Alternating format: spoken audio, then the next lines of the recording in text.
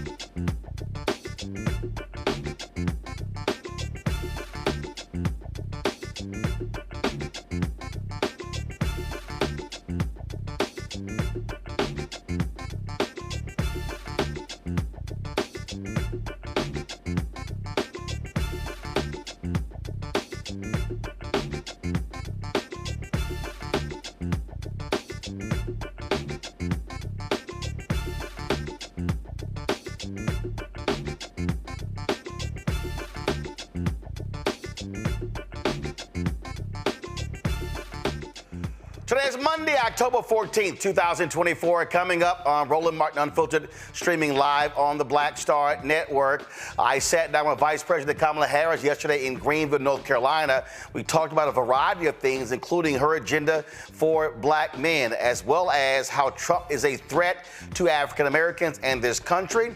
Also, we talked about what she will do when it comes to the continent of Africa, education, and a host of other issues. It's a conversation you do not want to miss. Also, Chris Towler from the Black Voter Project will be here to discuss recent poll numbers of black men supporting Vice President Harris. Also happening as we speak, black men mobilizing for Kamala Harris or on a Zoom call. We'll show you that live. Also, she'll be speaking tonight at a rally in Erie, Pennsylvania. We'll also be broadcasting that live as well.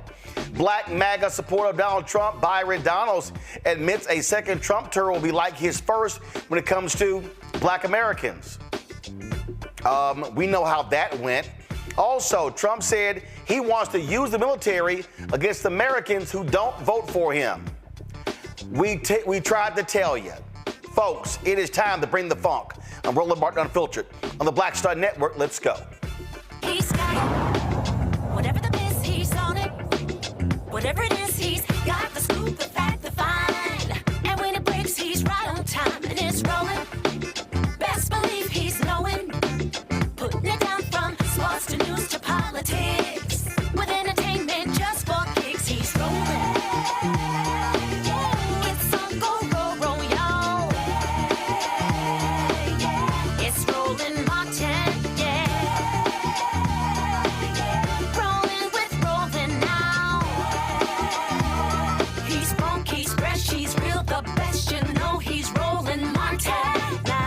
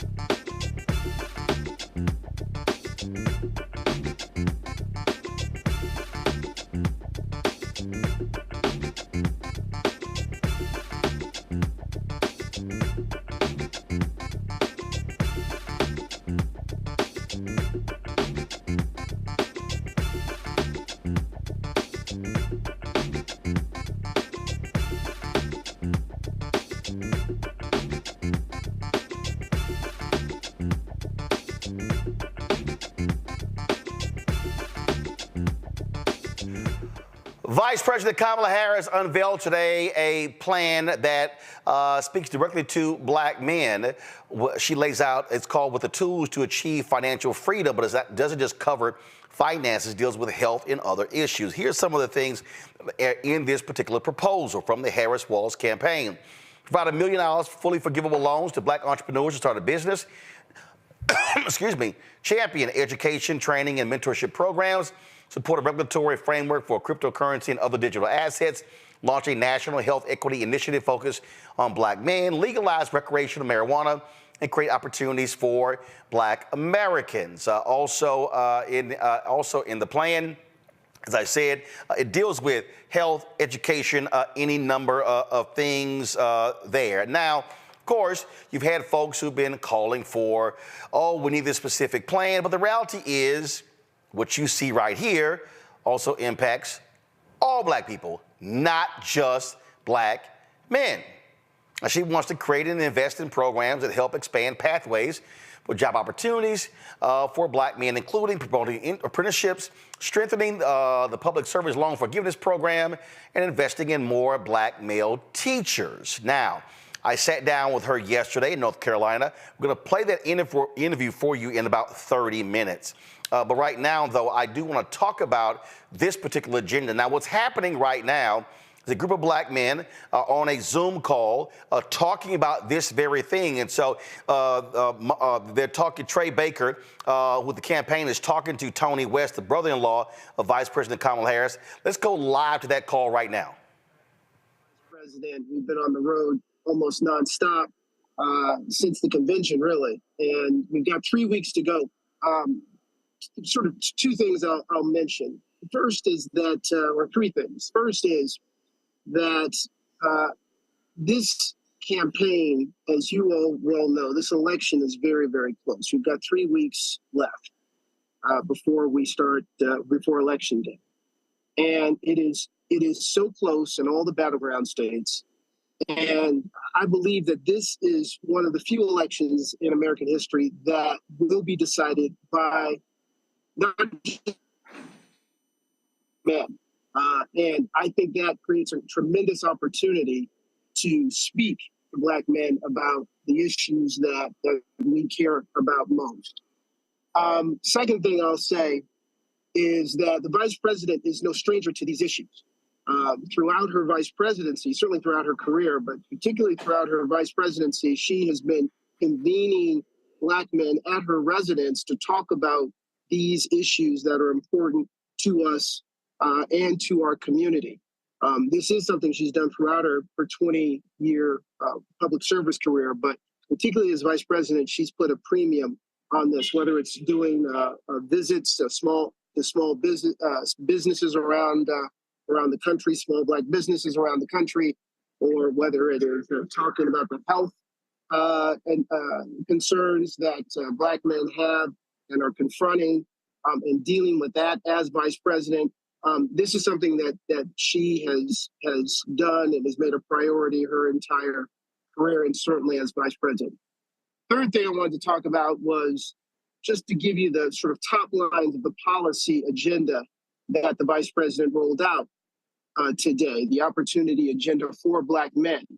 And this is really a comprehensive plan that's aimed at helping black men secure financial freedom, to lower costs, to better provide themselves and their families with what they need in order to be successful. And specifically, there are a couple of top lines that are worth noting. For instance, in the plan, the vice president's proposing up to 1 million fully forgivable startup business loans for black entrepreneurs. That's going to help not only create jobs in our communities, it's going to help supercharge the growth and the creation of small businesses, and particularly black small businesses in this country. We've already seen in the last 3.5 years, more black small businesses started in the last 3.5 years than we had seen in the previous 3 decades. The vice president wants to continue doing just that. Second, this agenda calls for a regulatory framework for cryptocurrency and other digital assets. And as many folks know, many of you know, black folks and Latinos actually own a lot of digital assets and use that as a way of building wealth. You know, for a lot of us, sort of in the generation that I am in and in our parents' generation, the way that families could primarily build wealth was through home ownership. Another vehicle, particularly in communities of color, has been through owning digital assets. And it's important that we have a regulatory framework that protects those investments, protects those investors, but also allows us to develop that technology. And that is what the vice president is proposing.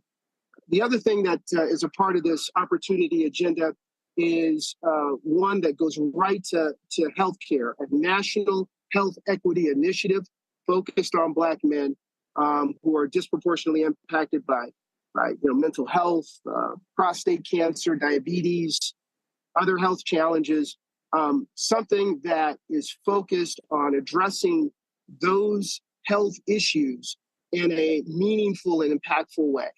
And then lastly, I guess the last one I'll mention is the legalization of recreational marijuana at the federal level.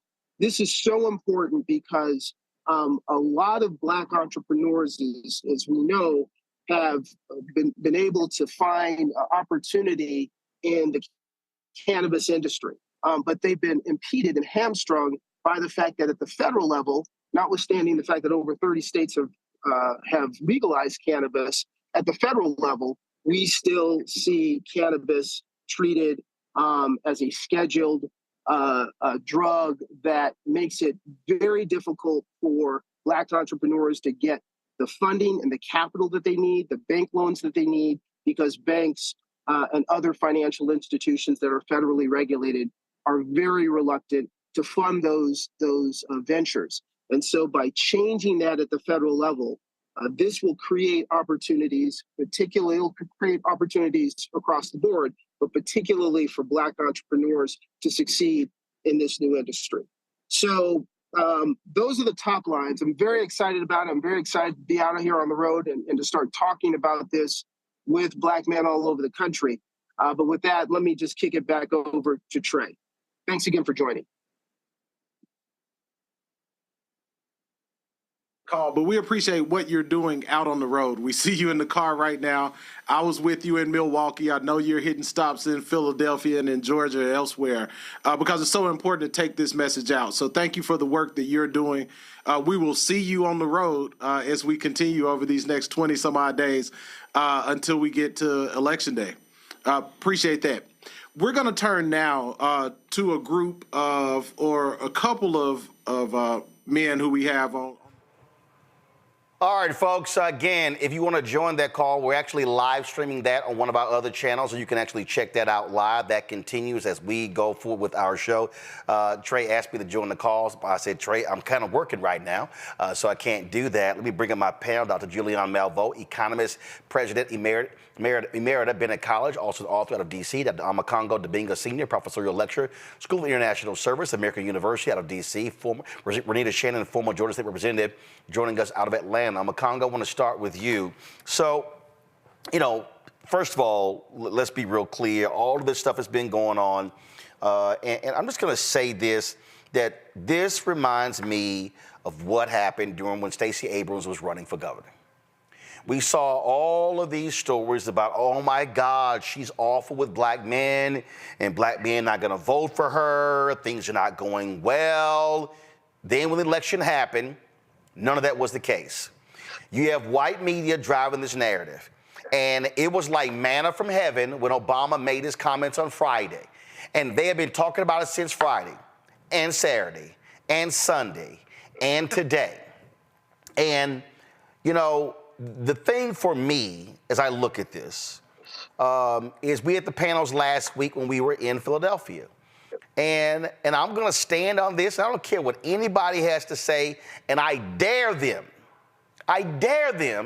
to come at me on this. When I kept hearing folks say, Black men want to be heard, want to be talked to, totally agree with that. I've been saying since 2012, you got to communicate, you got to message.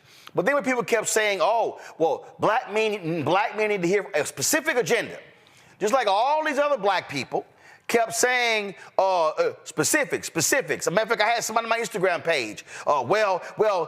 She didn't say what she was going to do specifically for Black people. Well, in fact, that was the first question that I had asked her, because there was this clip going around on Amakongo when she said, I'm not going to sit here and say what I'm going to do specifically for Black people, but they cut out what she said before that and after that. And I asked her that in the interview. Folks will see later. But every time I challenge these brothers on the issue of,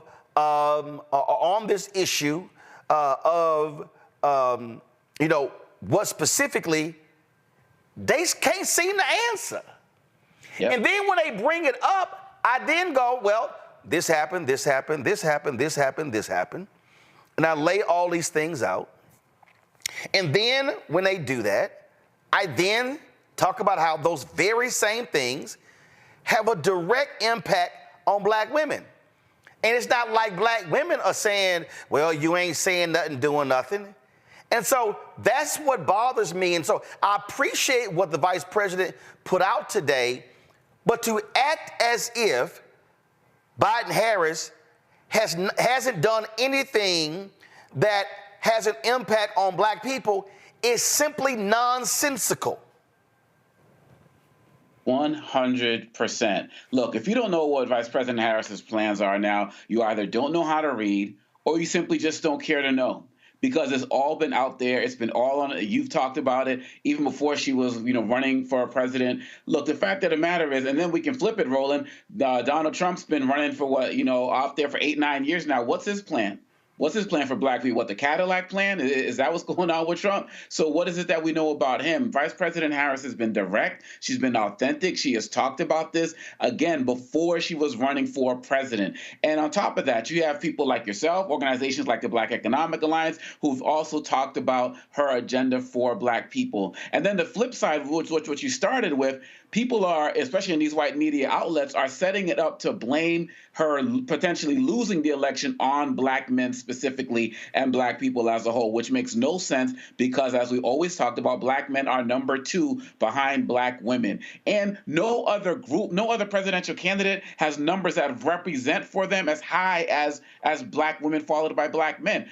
Trump may get 60%, white women, 50-some% white men or something like that. No one's getting 80+% from any group. So that's something that should be commended. And I do believe that both black men and women are going to turn out in over 90% for Harris. And look, you got this call that you just went into right now, everything that you've been doing, these celebrities, everybody from Steph Curry, other personalities like D.L. Hughley. I mean, even people talk about Charlemagne being the contrary. And he was like, look, I voted for Biden because of Harris back in 2020. So this is a false narrative. If they did as many stories on white women who constantly let the Democratic Party down, if they did as many stories on them as they do on black men and how they may let Harris down, then we get some real issues right now getting talked about, because I'm not concerned about us. People who are black men who are not going to vote for Harris, they were not going to vote for her anyway, and there's nothing we can do to get them. I do believe there are some people who need to know, but at this point, 20-something days going into the election,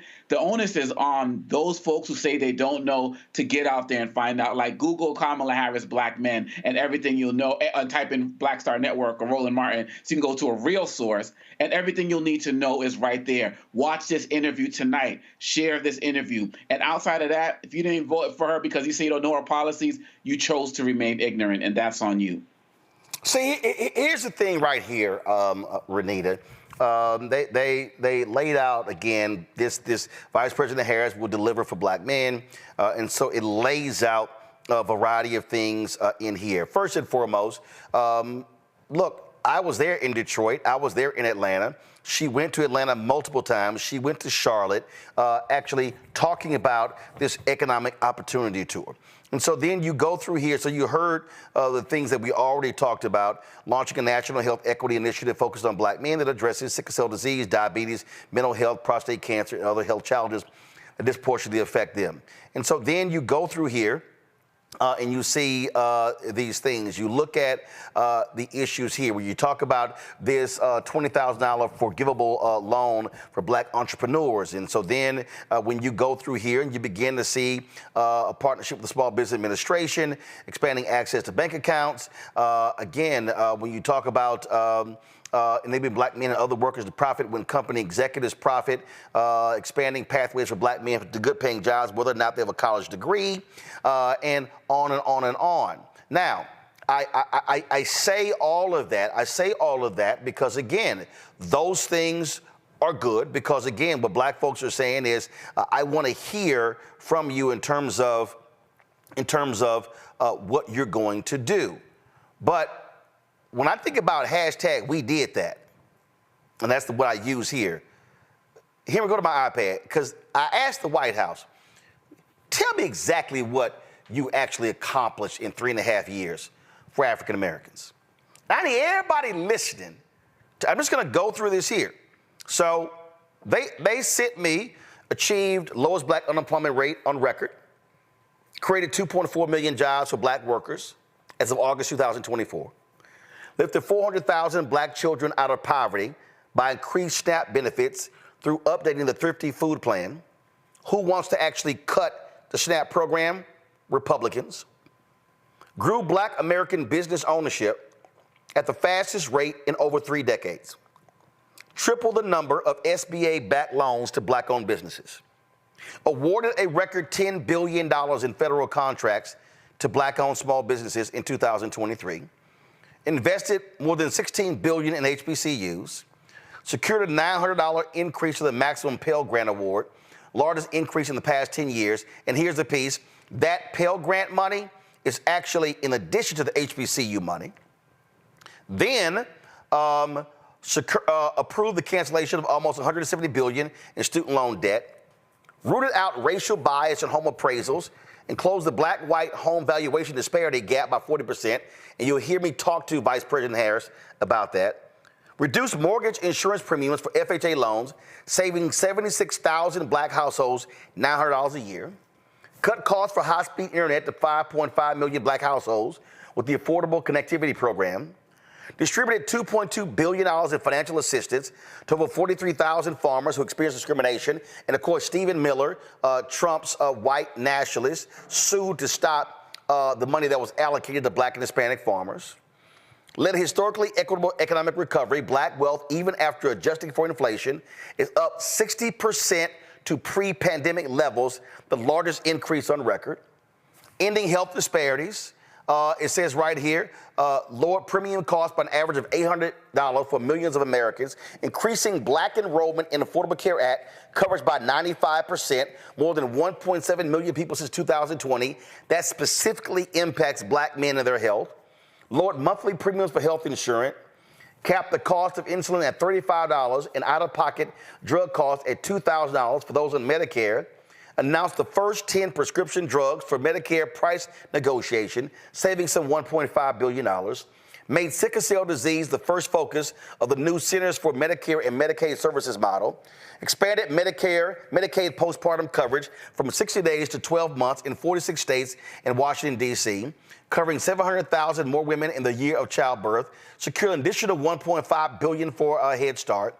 Delivered $1 billion to more than 40 states to increase the number of school-based mental health professionals. Signed 2 executive orders directing the federal government to address inequality.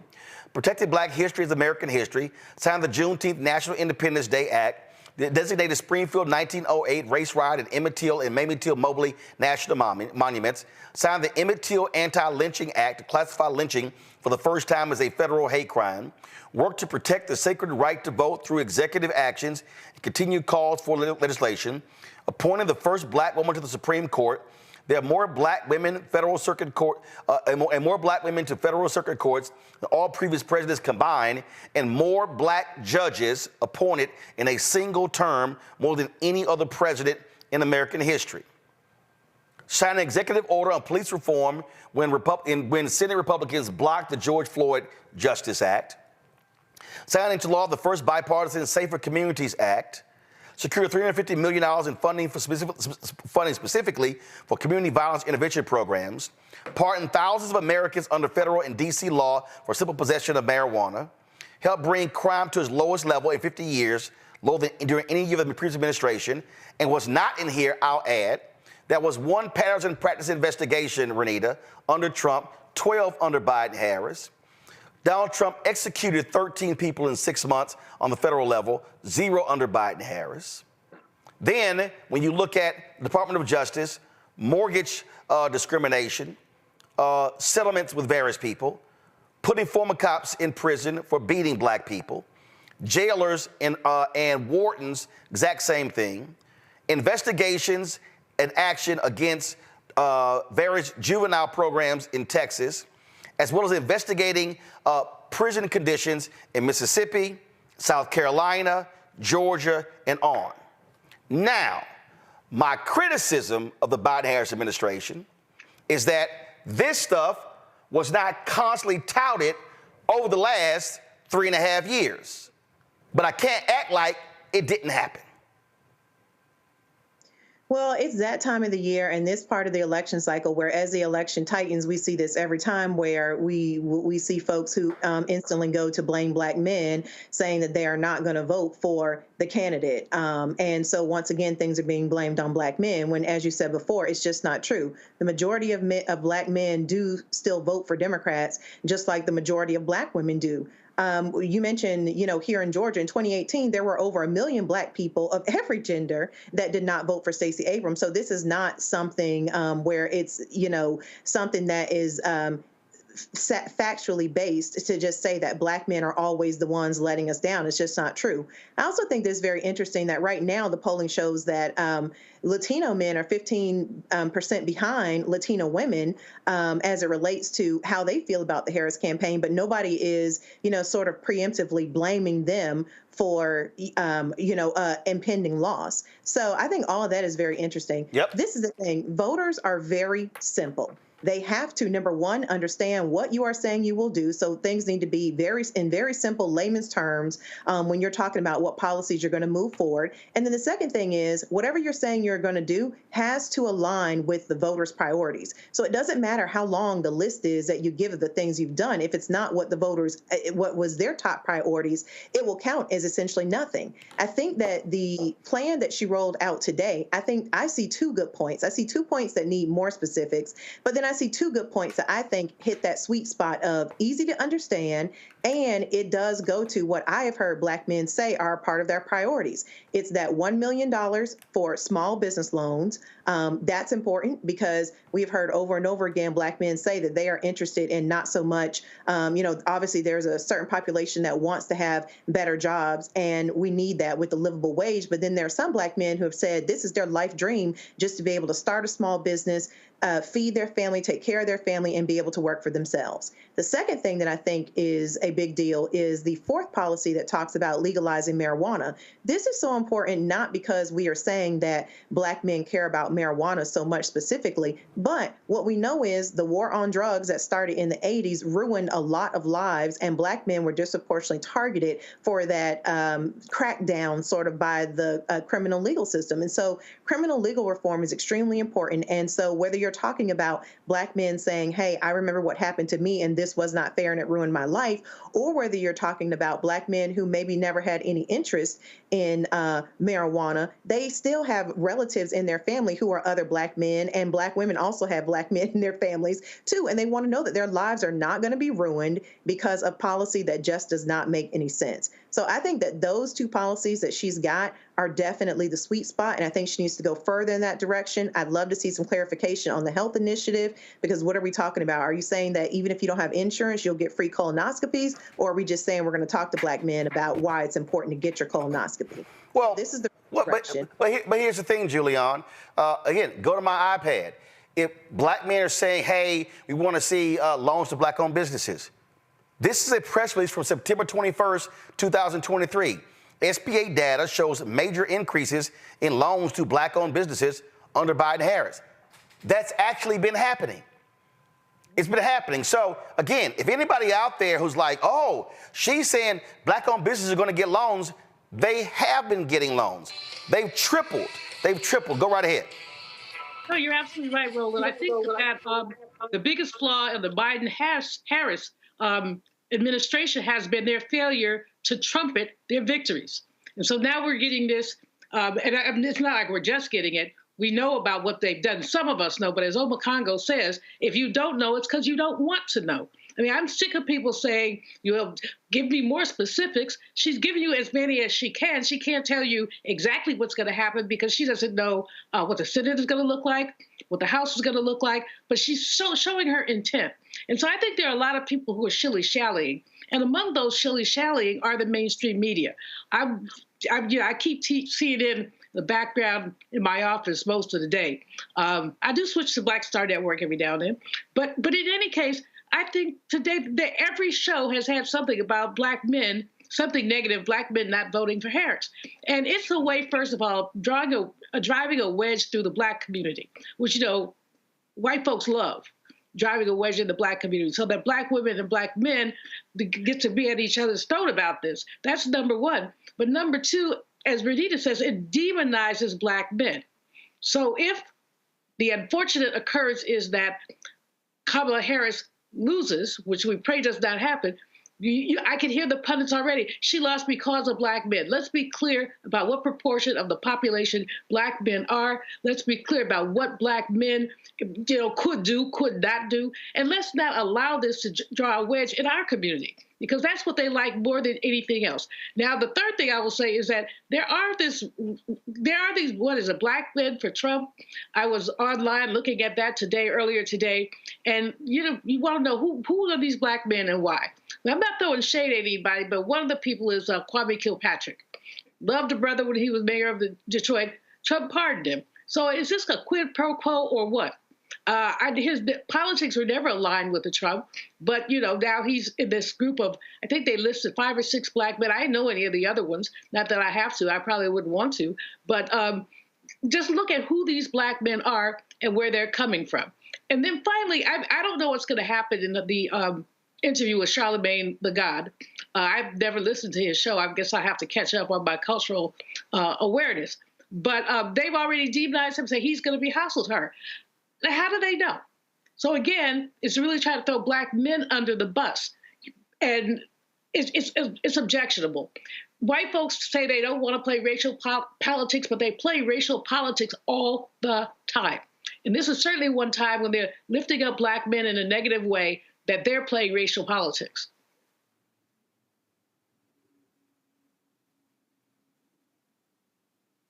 Playing racial politics, white folks do that. Yeah, I actually had turned the mic off. That was Congresswoman Maxine Waters' call. I got to call her back.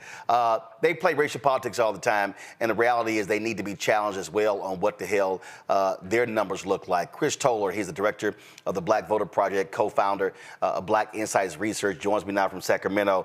And again, all of these people, all of these folks, Chris, they going on and on and on, and now everybody and their mama want to analyze the black vote. Okay, and then what all these networks are doing, sending these silly-ass reporters out there to interview brothers playing basketball. But here's what they never ask, Chris. They never first say, are you registered? Then they never asked, if you are registered, when's the last time you voted? So then all of a sudden, oh my goodness, NBC, we went out and talked to a group of black men, and all of them are voting for Trump. When Don Lemon was walking around talking to people, and all these networks have done that, but they don't ask that important question. First, are you registered? 2, do you vote? And everybody and their mama now got an opinion on black men, and none of them are actually looking at data. And the last point here, Chris, before I go to you, they just take whatever poll white mainstream media puts out and just take it as fact. I saw one, oh my goodness, according to this poll, Donald Trump is getting 26% of the black vote. Another poll, 2 out of 5 black men are gonna vote for Donald Trump. And I'm like, not now one black poll has showed any of that. Nothing, Roland. Thanks again for having me on. I think that, just to reiterate this point, the narrative about black men voting for Trump has been blown out of proportion ever since Biden was the nominee.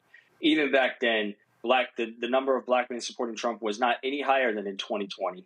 And the data that I have suggests that it's actually dropped since Harris took over the ticket. And so we're seeing less black men saying that they're going to vote for Trump now than we did when Biden was the nominee. And so that number has been steadily decreasing. We really expect it to continue to decrease, especially as we move towards the election. And we actually are looking, as you said, at people that are actually going to vote rather than those that are just being polled. And a lot of times you see these likely voter polls, but then you look at the black subsample where they are just trying to get people in, right? They don't have any history or real record of polling black folk. And so they end up with a good percent of even their likely voter sample is made up of people who haven't voted, didn't even vote in 2020. And so right now we've even been modeling at Black Insights the way that black men vote and what actually predicts whether or not black men are going to support Trump versus someone else.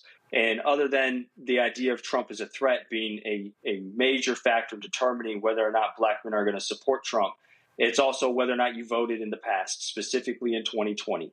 And one of the most forceful predictors as to whether or not a black man says that they're going to support Trump is if they did not vote in 2020. If they voted in 2020, they are far less likely to say that they're going to support Trump this time around. Okay, and so when we look at this, I don't understand. Black men have the lowest percentage of anyone voting for Donald Trump. Why are they not talking to these white men and Latino men and Asian American men? Yeah, at this point, it really does seem like the same old narratives being set up to try and scapegoat black men when it's all said and done. If for some reason Harris doesn't win and loses this election, as you mentioned, black men not only have a higher rate of voting for the Democrats, the lowest rate of voting for Trump of any men, race or ethnic group, but even vote at higher rates than both white women and Latino or Hispanic women. And so the only group that they don't match when it comes to their support for the Democratic Party is black women. And there is a conversation to be had there, one that probably should be internal within the black community as to why black men and black women, why there is still a gender gap there. But to say that black men are supporting Trump or are not supporting the Democrats at any significant rate is ridiculous when looking at the complete picture, right, and the full story of the electorate. And not only that, the last election, 70% of the electorate was white. So now I'm just trying to figure out, how is the whole election on black people? Last I checked, I think it's more white people in Michigan, Wisconsin, Pennsylvania. Last I checked. Or is that just me? No, you're absolutely right. To that point, I think that what we're finding when we look at the polls specifically is that there are very few undecided voters left. We are in a very extremely polarized electorate, polarized political times. And so really, right, there's very little room amongst any racial ethnic group to try and sway people. And so for me, the reason why black voters are so important, though, is because of turnout numbers. And if black folks can get to vote, are turning out at a greater percentage than they are of the population, if they are overrepresented in the electorate, then that tremendously helps to the Democratic Party, right? Because, you know, every 100 people that turn out, every 100 black people that vote, 80 to 90 of them are going to vote Democrat. And so it really makes sense for the Democrats to target black people rather than continue to question whether or not black people, and specifically black men, are faithful in their support. And again, when we start looking at these things, again, so all of this focus is on black men. This literally is what Congressman Byron Donalds said about Trump's black agenda. Turn to the topic of what Kamala Harris is doing this coming week, particularly Monday and Tuesday. She's got several events courting black voters. I know that you are talking about the black vote coming out, particularly black men, for Donald Trump. You're trying to help him along with that. To that point, can you talk specifically about what Donald Trump would do policy-wise in a second term to help black Americans? Sure, and thank you for that question. What Donald Trump is going to do is going to be actually quite similar to what he did in his first term. When you lower tax rates, when you cut these reckless and crazy policies that are now in the Kamala Harris administration, and you cut those regulations down, what it does is it frees up the ability for businesses to thrive, for people to be able to earn more money, for them to be able to keep more money in their pockets. There's no what. Chris, go ahead.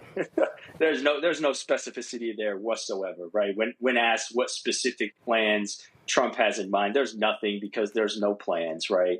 We already see Trump offering to put architects of Project 2025 in his cabinet if he were to take office, and we already know Project 2025 is working to dismantle the black community rather than build it up, right? The policies that are important to the black community, things like building black business, you know, the Trump economy, crush black business. And that the only talking point they have is that black employment was historically low, which is completely false, right? We know that black unemployment was far lower under the Biden administration.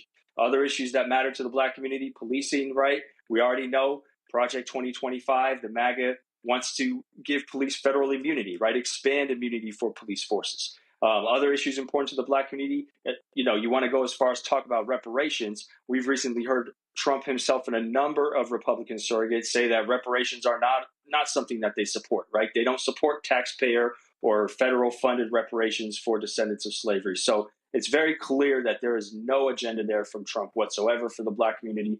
Anything you hear otherwise is really absolute pandering and lies. So if you're a brother or a sister out there and you don't want Trump to be talking about, you don't want to see police acting a fool in our communities, and then they say, well, Trump, he didn't write Project 2025. Okay, this came out of his own mouth. The liberal left won't let him do it. The liberal left wants to destroy him, and they want to destroy our country.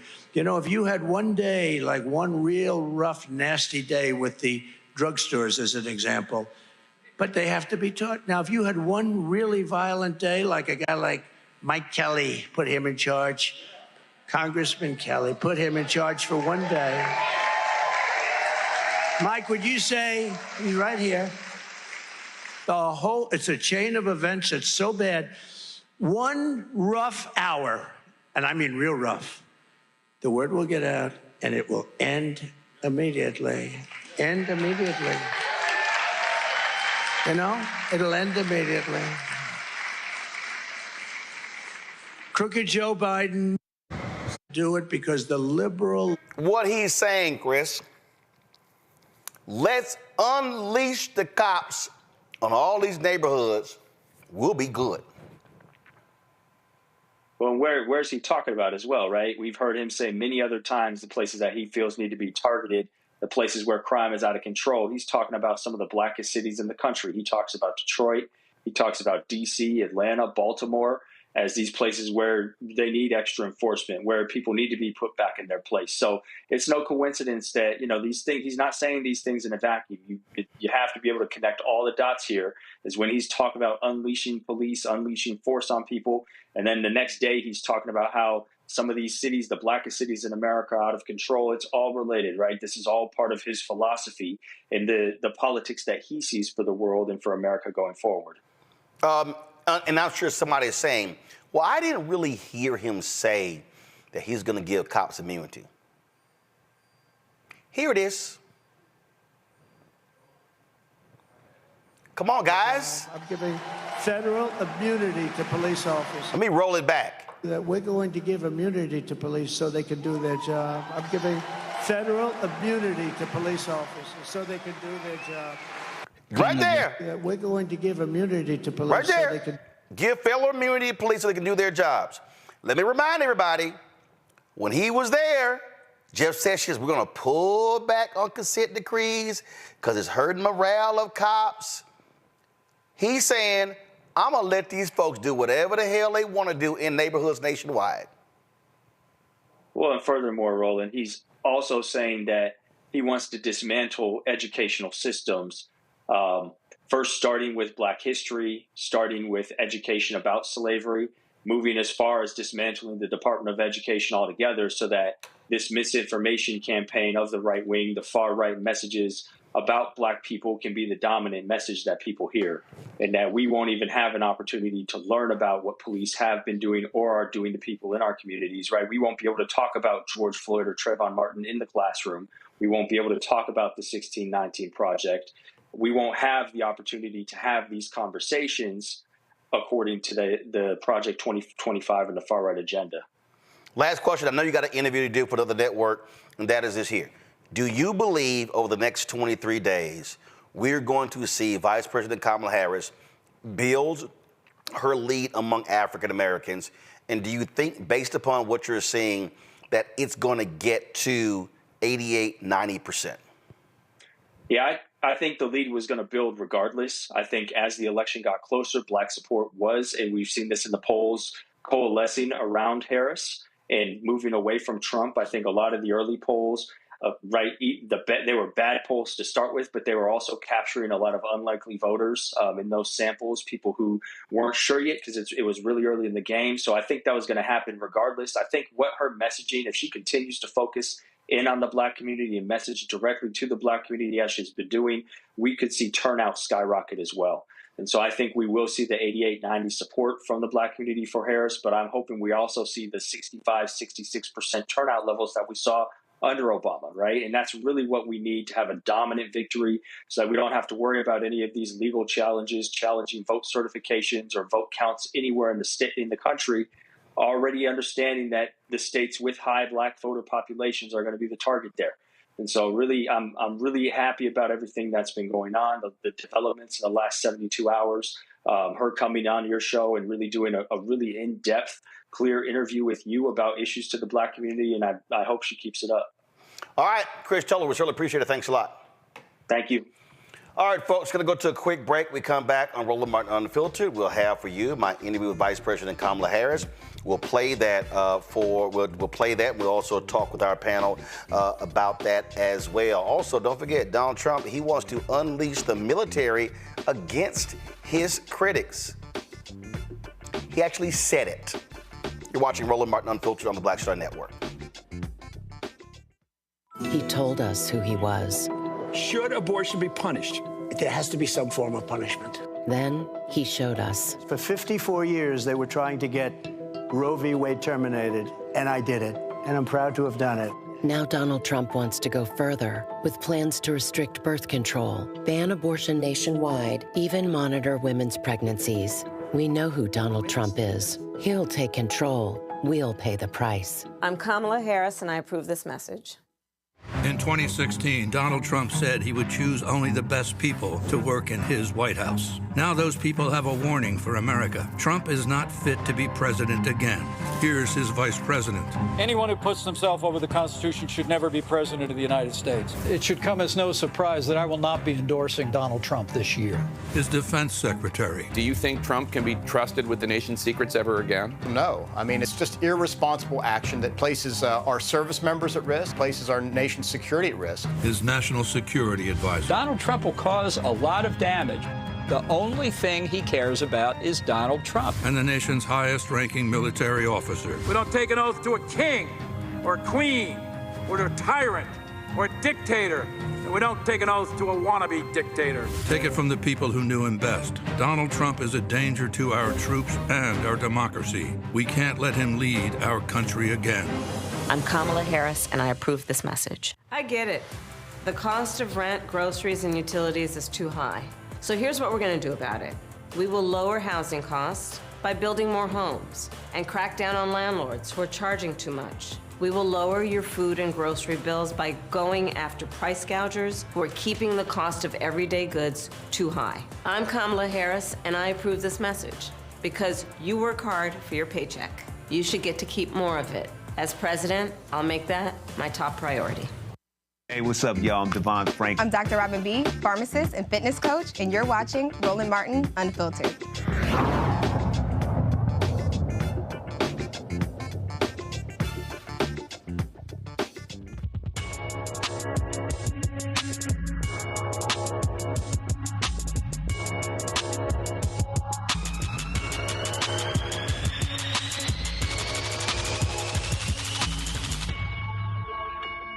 Vice President, Roland glad to have you here. Ready to bring the funk? I'm trying.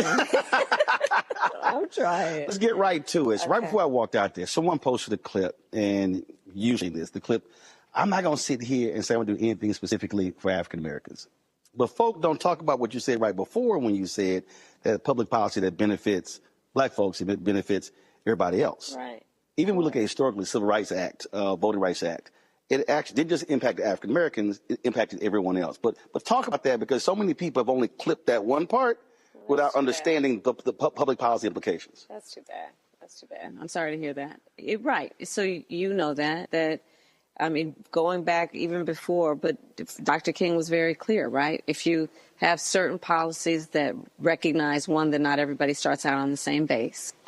If you have public policy, and I'm talking about economic public policy specifically at this point, but if you have public policy that recognizes historical barriers and what we need to do then to overcome, first speak truth about them and then overcome them, that in the process of doing that, not only are you directly dealing with the injustices and the legal and procedural barriers that have been focused on black folks, but by eliminating those barriers, everyone actually benefits, right? And I know that to be true. So my policies include what I know is going to have a profound impact on black folks around economic policy, but everyone will benefit from them. I intend to create as president what I have named an opportunity economy that taps into the ambitions and the aspirations and the dreams of the American people, and then addresses those in a way that recognizes, unlike my opponent who was handed $400 million on a silver platter and then filed bankruptcy 6 times, not everyone has access to those kinds of resources, but when you give people access to those resources, they thrive and we all benefit. Opportunity economy. That's why I say I'm going to make sure that we give first-time home buyers a $25,000 down payment assistance. Because again, we know that when you look at the history of how black folks have been denied the opportunity for home ownership, be it redlining or what we know has still been happening around a bias in home appraisals, that it is a barrier to achieving intergenerational success. But when we address it by doing things like helping folks get their foot in the door with a down payment assistance, they will have the ability to be on that track of intergenerational wealth building. My plan for extending and expanding the child tax credit, $6,000 for the first year of a child's life. Because our parents, just like any parent, have a natural desire to parent their children well, but not always the resources to do that. So $6,000 in the first year of your child's life helps you buy that car seat or crib or the clothes that are necessary to build the foundation for that important phase of their development that gets them on the right track. I do want to do the housing piece because what I think is not being talked about, the building of new housing stock. Yes. And so because of the home foreclosure crisis, we literally built under 9 or 10 million homes in 2020. We're underbuilt now as well. The fewest homes being built since the 1940s. Yes. So a huge part of this problem with housing is that we don't have the stock. So talk about that piece there, because you've got demand, but you don't actually have right now the available homes. So, and I'm glad you actually presented the point the way you did, because let's also go back to what you know in my history on this in terms of being Attorney General. When I took on the big banks, and because they were doing predatory lending, and a lot of the folks who were targeted with that predatory lending were black folks who were being told, oh, you don't need to worry about it. We're going to give you this money. And so you can buy a home without actually doing the analysis to figure out if they'd be able to afford to pay it back, right? And folks trusted the banks that if you're going to loan me the money, then you must have determined I have the ability to actually, be able to see it through. And the foreclosure rates for black homeowners during that crisis. 53% of black wealth wiped out. That's exactly right, Roland. I took on and sued the big banks and ended up delivering $20 billion for the homeowners of California.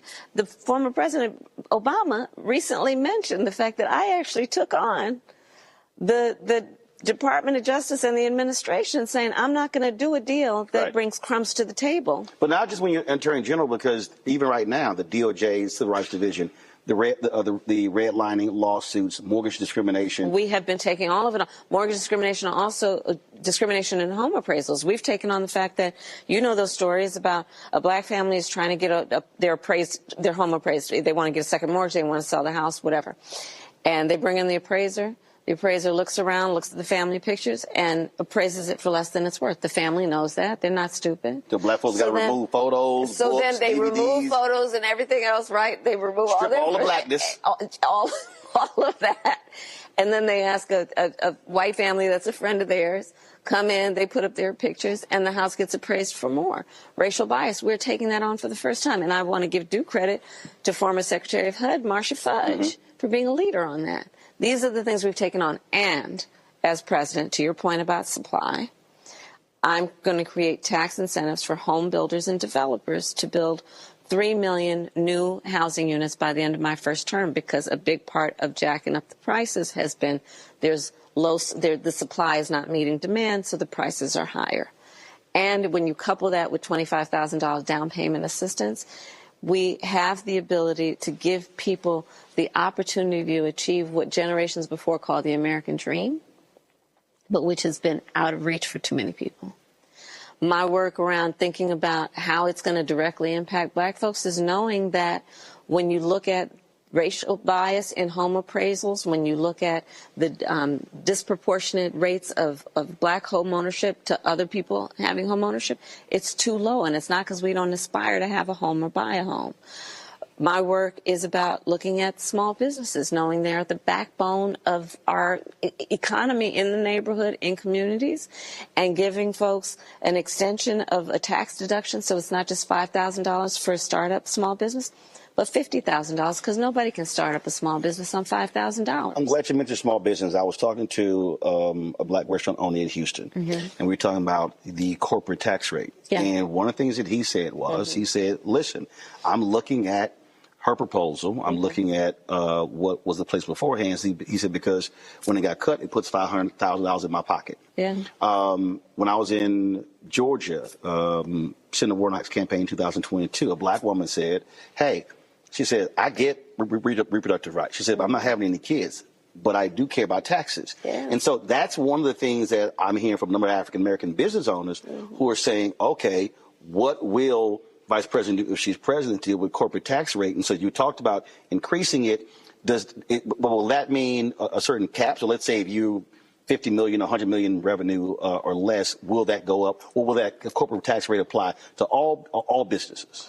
So first of all, the corporate tax rate years ago was in the 30s. So I'm not doing that. But in terms of tax cuts for middle-class families, my agenda is all about tax cuts for middle-class families and no tax rate hike for anybody making less than $400,000 a year. But my approach is also about giving 100 million Americans a tax cut in terms of middle-class tax cuts. Donald Trump, on the other hand, first of all, like he did before, he will do again and has pretty much pledged that he will give a tax cut for billionaires and the biggest corporations. Donald Trump has indicated that basically what I call a Trump sales tax will be in place, which is a 20% tax on everyday goods and services, which economists have estimated will cost the average American family $4,000 more a year. Goldman Sachs. Including the small businesses. Of course, Yeah. including small businesses. Not to mention what he is doing. If you look at Project 2025, what they're proposing in terms of cutting off, for example, we see Hurricane Helene, what we have seen happen in terms of Milton, cutting off the SBA ability to give small businesses that have experienced an extreme weather event, a disaster, giving them additional resources. This man don't want to help small businesses. He cares about the kinds of people who run the businesses he runs, big developers, billionaires. He's not looking out for middle-class folks. You look at what he is proposing in terms of cutting, if you look at the cost that middle-class families bear, healthcare costs. We have capped the cost of insulin at $35 a month for seniors. Black folks are 60% more likely to be diagnosed with diabetes. Under Project 2025, they would undo that $35 cap. You look at what he is planning to do that is about undoing, getting rid of the Department of Education and Head Start programs. Who do you think that's going to affect? So there is, first of all, a danger in terms of understanding. There are two choices in this election, and understanding what Donald Trump intends for middle-class families. Two, look at it in the context of how he actually thinks and talks about black folks in America. And you and I have talked about this before. He is not looking out for folks when he was a landlord and would not rent to black families, sued for it. When he took out a full-page ad in the New York Times against those 5 teenagers, black and Latino, who were innocent, saying they should be executed, the Central Park 5. When you look at the first black president of the United States, and he had birther lines, and now you look at black immigrants, legal immigrants in Springfield, Ohio, and he gets on a debate stage and says they're eating their pets? Come on. This man is dangerous. Not to mention Roland. Let's fast forward to right now. His staff won't let him do a 60 Minutes interview. Every president for the last half century has done one, anyone who's running for president. Everyone has done it, except Donald Trump. He will not debate me again. I put out my medical records. He won't put out his medical records. And you have to ask, why is his staff doing that? And it may be because they think he's just not ready. and unfit and unstable and should not have that level of transparency for the American people. There's a real choice in this election. You mentioned the Department of Education. I was on a call a couple weeks ago, Jeffrey Canada, Steve Perry, Jalen Rose, and others who are supporters of school choice, parental choice. And what they've complained about is that you haven't heard a lot about education in the last several months. And they were talking about these educational outcomes of African Americans post-COVID. And they said the numbers are depressing. It's bad. In terms of your focus with education, one, do you support public charters? Do you support, how do we deal with those numbers? Because at the end of the day, if our kids are staying behind, that's just going to make it even more difficult for them when it comes to getting jobs. That education plan for America, if you're president. Yeah, so I have supported public charters, but here's the thing that we have to just focus on in this election. First of all, Donald Trump would get rid of the Department of Education, which means that as a vehicle for funding a lot of what we need to do around public education for our children, it would be get rid of Head Start. And we know how many of our children have benefited from that in the earliest stages of their development, which are the most critical to them being able to be successful as they go through the educational process. So there is a huge contrast between me and him. And frankly, I don't think he wants to talk about education, which is why it has not become an issue on the debate stage, because he doesn't have a plan, which takes me back to a fundamental point. He doesn't have a plan for much of anything that is about the people who are going to be watching this interview. I invite everyone always and again, watch his rallies. He will talk full-time about himself. He will talk about his personal grievances, and he will not talk about you and any plan that he has for you or your children or your future. How does it make you feel when he trashes black cities? So in 2020, he talked about voting in Fulton County, Atlanta, Philadelphia, Detroit. There was a partial recount of Wisconsin, only in Milwaukee. The comments that he just made about Detroit basically being a living hell. Oakland, D.C., Chicago. Pretty damn ad. Come on. Pretty good damn ad y'all dropped out. I actually liked it. Jamel Hill and I talked about it. But again, he's singling out cities where there are significant African Americans, and that's who he's talking about, black people. Yes. There's this whole, I talked with somebody once who said, if you just look at where the stars are in the sky, don't look at them as just random things. If you just look at them as points, look at the constellation, what does it show you? So you just outlined it, Roland. What does it show you? That the cities that he picks on in terms of black population or black mayor are both. Come on. We're in North Carolina, and this has been a battleground over voting rights. Federal judges 8 years ago said there was laser-like precision targeting African Americans. That is still a major issue. You got the Supreme Court with their decision regarding Section 4 of the Voting Rights Act. And so what if Congress doesn't move, what can you do to shore that up? Because that continues to be a major issue. And with so many African Americans now moving from northern locations of Midwest back to the South, we're seeing these problems in Mississippi, Georgia, Alabama, Tennessee, Texas, and others. Well, to your point, you mentioned North Carolina, which has been well documented.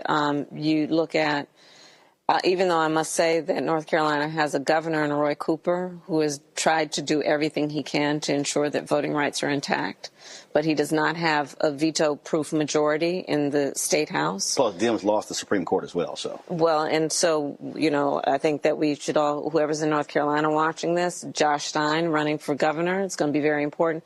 Pay attention to those state house races, because those, if they can change the balance in the state house, then they will be able to push through more protections for voting rights. But to your point, in Georgia, they passed a law preventing people from giving food and water to folks who are standing in line to vote, which is the height of hypocrisy. Because, what happened to love thy neighbor, right? There is a full-on intent by some to attack hard-fought, hard-won freedoms and rights, including the right to vote. And part of it, if you track it, is if you look at the successes that we had, in particular in 2020, and in the height of a pandemic when people just said they were going to vote, they knew and they understood how important it was. Thereafter, you saw in state after state attempts by state legislatures to make it more difficult for people to vote. And here's what I would say to your listeners. Don't let anybody take you out the game. There is an intent to make it more difficult. There is an intent to suggest to a lot of folks that their vote won't matter, with the intention that people will not vote, which is an attempt to silence folks. And what we know is the greatest progress we have achieved is when we jump over those obstacles that have been purposely laid to do what we know is about progress. And this election is going to be no different. They've already started with the misinformation and the lies. We know that there is foreign interference, and I have to say to everybody listening to this, don't let them take your voice. Because I was part of the Senate Intelligence Committee when we investigated Russia's interference in the 2016 election. Black folks were targeted with misinformation because there was an assumption that you're already targeting a group of people who already have learned, based on a lived experience, that things aren't necessarily designed to work for them, and manipulate that in a way that suggests to people that their vote won't matter. Because if you do that, they won't vote. That was the intention. You said don't let them take you out of the game. What do you say to a young black woman, a young black man out there who is seriously considering the couch, who says my vote doesn't matter, who says that I have not seen policies that have changed my life, because that's there. That thought process is there. Folks 65 and older vote the highest, but as you keep going down, as you get that number just goes even lower and lower and lower. So what do you say to that young brother or sister who's watching? Yeah. Why they should vote, but why they should trust you to be the 47th president? So first of all, your vote does matter. It is because folks voted that we have capped the cost of insulin at $35 a month, that we are on the path to doing what I intend to do, which is saying that your medical debt cannot be on your credit score, putting $16 billion in HBCUs, having the lowest black unemployment in recent history, the work that we have done that has been about investing in black businesses, the work that we have done that has been about understanding the importance of having representation at every level, including a black woman on the United States Supreme Court for the first time. It's because people voted and demanded that. And the reality of how this system works is that we each have many ways that we are powerful. And one of those ways, very significantly, is through our vote. People sit down and they'll watch and say, okay, well, those folks aren't going to vote anyway. I don't need to listen to them. That's how this works. I don't feel that way. I'm going to go everywhere. That's why I'm in rural parts of North Carolina and Georgia and other places where people say, oh, your votes aren't there. But my people are there. People are there. That's how Obama won the state in 2008. Well, but 14,100 votes. The point is that I'm saying that not everyone, and not the system doesn't necessarily work that way. Mm-hmm. The hard reality of the system is that often the people whose policies get pushed through are the people who actually demand what they want through their vote. Squeaky wheel gets the most grease. Often. That is the way it works. And when people who are, and I'm not talking about myself, just anybody who's running for office, when they see young black people are voting, they're going to say, well, I better know they're going to vote anyway. I better know what they want. Mm-hmm. I better listen to them. What do they want? Because I see that they turn out in big numbers. Criminal justice. One of the things I keep hearing, Biden-Harris administration didn't get George Floyd Justice Act passed through. But what you have, though, is a very aggressive civil rights division that, and I've covered all the stories, the number of former police officers they've actually sent to prison, corrections officers, jailers. And I haven't heard some of the highest numbers in recent history, and certainly compare those numbers to Trump administration. Well, and you see a stark difference. Yeah, he had one pattern practice investigation and 12 under this DOJ. Exactly right. Will you continue having that aggressive of a DOJ Civil Rights Division? Because the work that's being done, I mean, it doesn't get a lot of attention and it talked about a lot, but it is actually happening, the work that Kristen Clark and others are doing. They're doing extraordinary work, and that is the work that would continue in a Harris administration. Let me tell you something, and again, because, Roland, I have to keep stressing not only the importance of every point, but the contrast between me and Donald Trump. Under Donald Trump as president, those cases were not happening with any vigor or commitment, and not only that, he took resources out of the Civil Rights Division of the Department of Justice. We put resources into the Civil Rights Division of the Department of Justice so they could do the job they're supposed to do. And that absolutely would continue under me and my leadership. And it's about looking at what people have done or what they say. Again, you know the record of Donald Trump on these issues. You know the record of where he is on things like stop and frisk, right? And what the Project 2025 talks about. So there is a real contrast here on criminal justice, as there is on almost every issue that we have discussed. FBI director said white domestic terrorism was America's greatest threat. How do you get folks who are not black to understand that hate crimes are still real? These things are actually happening in the country, and they have to be dealt with and addressed. Mm-hmm. Because when you talk about that, folks go, oh, no, these things are not happening. But the reality is they are, and African Americans still are number one when it comes to hate crimes being reported against us. Well, I know that because I published the hate crimes report every year when I was Attorney General of California. And it is, to your point, about talking about it and making people clear that we have actually seen a spike in hate crimes across the board. And it does not help when you have somebody who is a former president and running to be president again, who is constantly fanning the flames of hate and division in our country. Constantly. You're often asked about Israel, Gaza, Ukraine. I never hear it come up conversations about Africa. You traveled there. Fastest growing, 6 of the top 10 fastest growing economies. Very young continent. Mm-hmm. A lot of folks complain about Chinese investment. But in terms of your presidency dealing with the continent in those countries, what will that look like? Because that's the future of this world when you look at, again, those economies. And I've been to several countries, and those presidents are saying, hey, we want to build. You came with me. Come on now. Well, no, I didn't go that trip, but if you win, I'll go on the next one. Well, let me tell you. So this has been, you're preaching to the choir. Listen, I believe so strongly, and that is part of the work I've done as vice president, that we've got to change the narrative around the relationship between the United States and the continent of Africa. For a long time, it has been one that has been about aid as opposed to partnership. Or investment, right. Partnership, yep.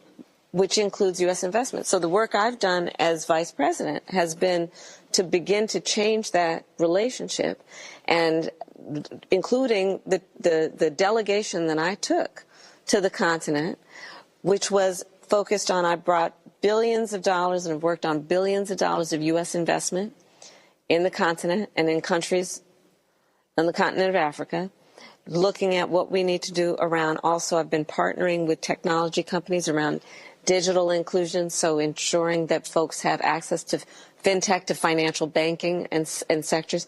But to your point, the median age on the continent is 19. By 2050, 1 in 4 people on Earth will be on the continent of Africa. That is so, so, so exciting. If we see it in terms of global policy, for the opportunity it presents to invest in partnership and to do the work that is about understanding the mutual benefit. So that is very much on my agenda as a priority. It has been as vice president, and it will continue to be. If I am and when I am elected president. And mentioning those countries, when we talk about immigration, it has been African Americans. It's been in some quarters extremely contentious, and I've said wait a minute, there are people who are coming from African nations, who are coming from Haiti, who are coming from Bermuda, who are coming from different countries. And you have these battles happening in Chicago and New York. What do you say to African Americans specifically about immigration and how you're going to deal with that? Because there was a reason folks are being sent to various cities to create the tension. But it's talked about. It's there. It is a real concern. So what do you say to African Americans specifically who say, shut it all down, folks can't come in, close the border, who sound in many ways like MAGA folks? So first of all, I have prosecuted transnational criminal organizations for the trafficking of guns, drugs, and human beings. I have had a career, including now, of prioritizing that we must have a secure border. And in fact, on the issue of immigration, let's be clear, some of the most conservative members of the United States Congress, together with others, had a bill to secure the border even more, and Donald Trump got wind of it, and because he thought it would hurt his political chances in this election, told them not to put it up for a vote. He killed the bill that would have put 1,500 more border agents at the border, which is why the border agent union supported it. That bill would have stemmed the flow of fentanyl, which is affecting people of every race and background and geographic location in our country. That bill would have given more resources to prosecute transnational criminal organizations. Donald Trump told him, cancel that bill because he wants to run on a problem instead of fix a problem. I'm about fixing problems. And that includes, when I am elected president, bringing back up that border security bill, and I will sign it into law. We also must have an immigration system that is humane and orderly. We have to increase the number of asylum judges. We need to make sure that people who are fleeing harm, that we give them a chance to explain their situation in a meaningful way, because America also is a place that we have said we will receive people who are fleeing persecution. They got to make their case. And then they got to be on a path where they earn the right to be here and become citizens, which means we need to have a comprehensive immigration policy that includes requiring people to earn and work hard to earn their citizenship. The last question, since your folks are dancing back here, so I see them all in my periphery, so y'all can relax, Cedric. Congressman. Well, you know, he's a Saints fan too. We won't talk about that. Why do you want this? Why do you want to be president? There's somebody who's saying, why should I trust her with the power of being commander-in-chief? I love our country, Roland. I believe in the American people. And I know we are a people who have the character, that have ambition, that have aspirations, dreams. And I intend to be a president who meets people with opportunities for them to not just get by, but get ahead. I believe in our country and the importance of its strength in terms of what that means to the world. As Vice President of the United States, I have met over 150 world leaders, presidents, prime ministers, chancellors, and kings. I know the importance of America retaining respect as a power around the globe. And that's why I am putting in the hard work of working to earn every person's vote so we can actually turn the page on what has been otherwise years of an attempt to divide us as a nation, to have Americans point their fingers at each other, years of belittling people and promoting fear. People are exhausted with that. They're ready to turn the page. They're ready for a new generation of leadership that's about charting a new way forward. And that's what I intend to do, with a sense of optimism and being clear-eyed about the challenges that folks face, and the opportunities that we have to address those challenges in a way that strengthens our nation. So we certainly appreciate it, and let me wish you a happy early birthday. Thank you. I'm not going to say the age because I'm not trying to have all these sisters get an attitude. But I can't believe you did that. But you know. Yeah, I would, for your well-being, I would advise you not to do that. But it'll be published anyway. So we appreciate it. Thanks a lot. I appreciate you. Thank you.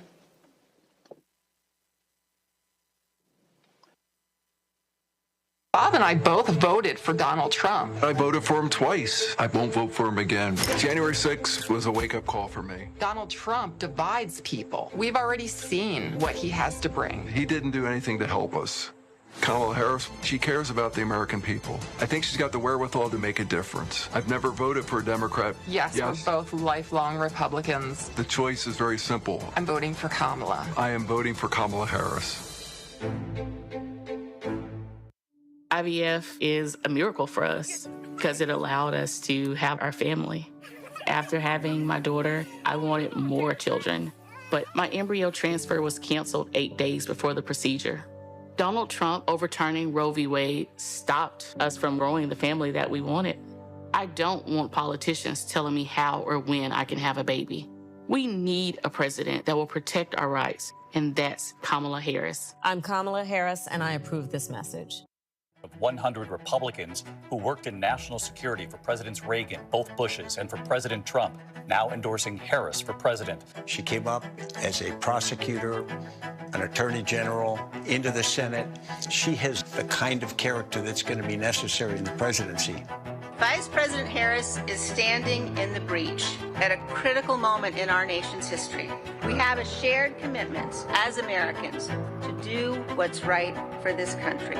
This year, I am proudly casting my vote for Vice President Kamala Harris. Former generals, secretaries of defense, secretaries of the Army, Navy, and Air Force, CIA directors, and National Security Council leaders under Democratic and Republican presidents, Republican members of Congress, and even former Trump administration officials agree there's only one candidate fit to lead our nation, and that's Kamala Harris. I'm Kamala Harris, and I approve this message. Hello, we're the Critter Fixers. I'm Dr. Bernard Hodges. And I'm Dr. Terrence Ferguson. And you're tuned in to Roland Martin, Unfiltered.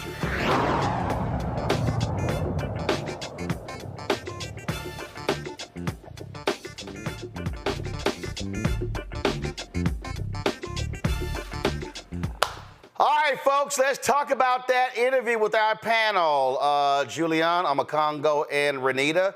Let's get it going. Renita, I'll start with you first.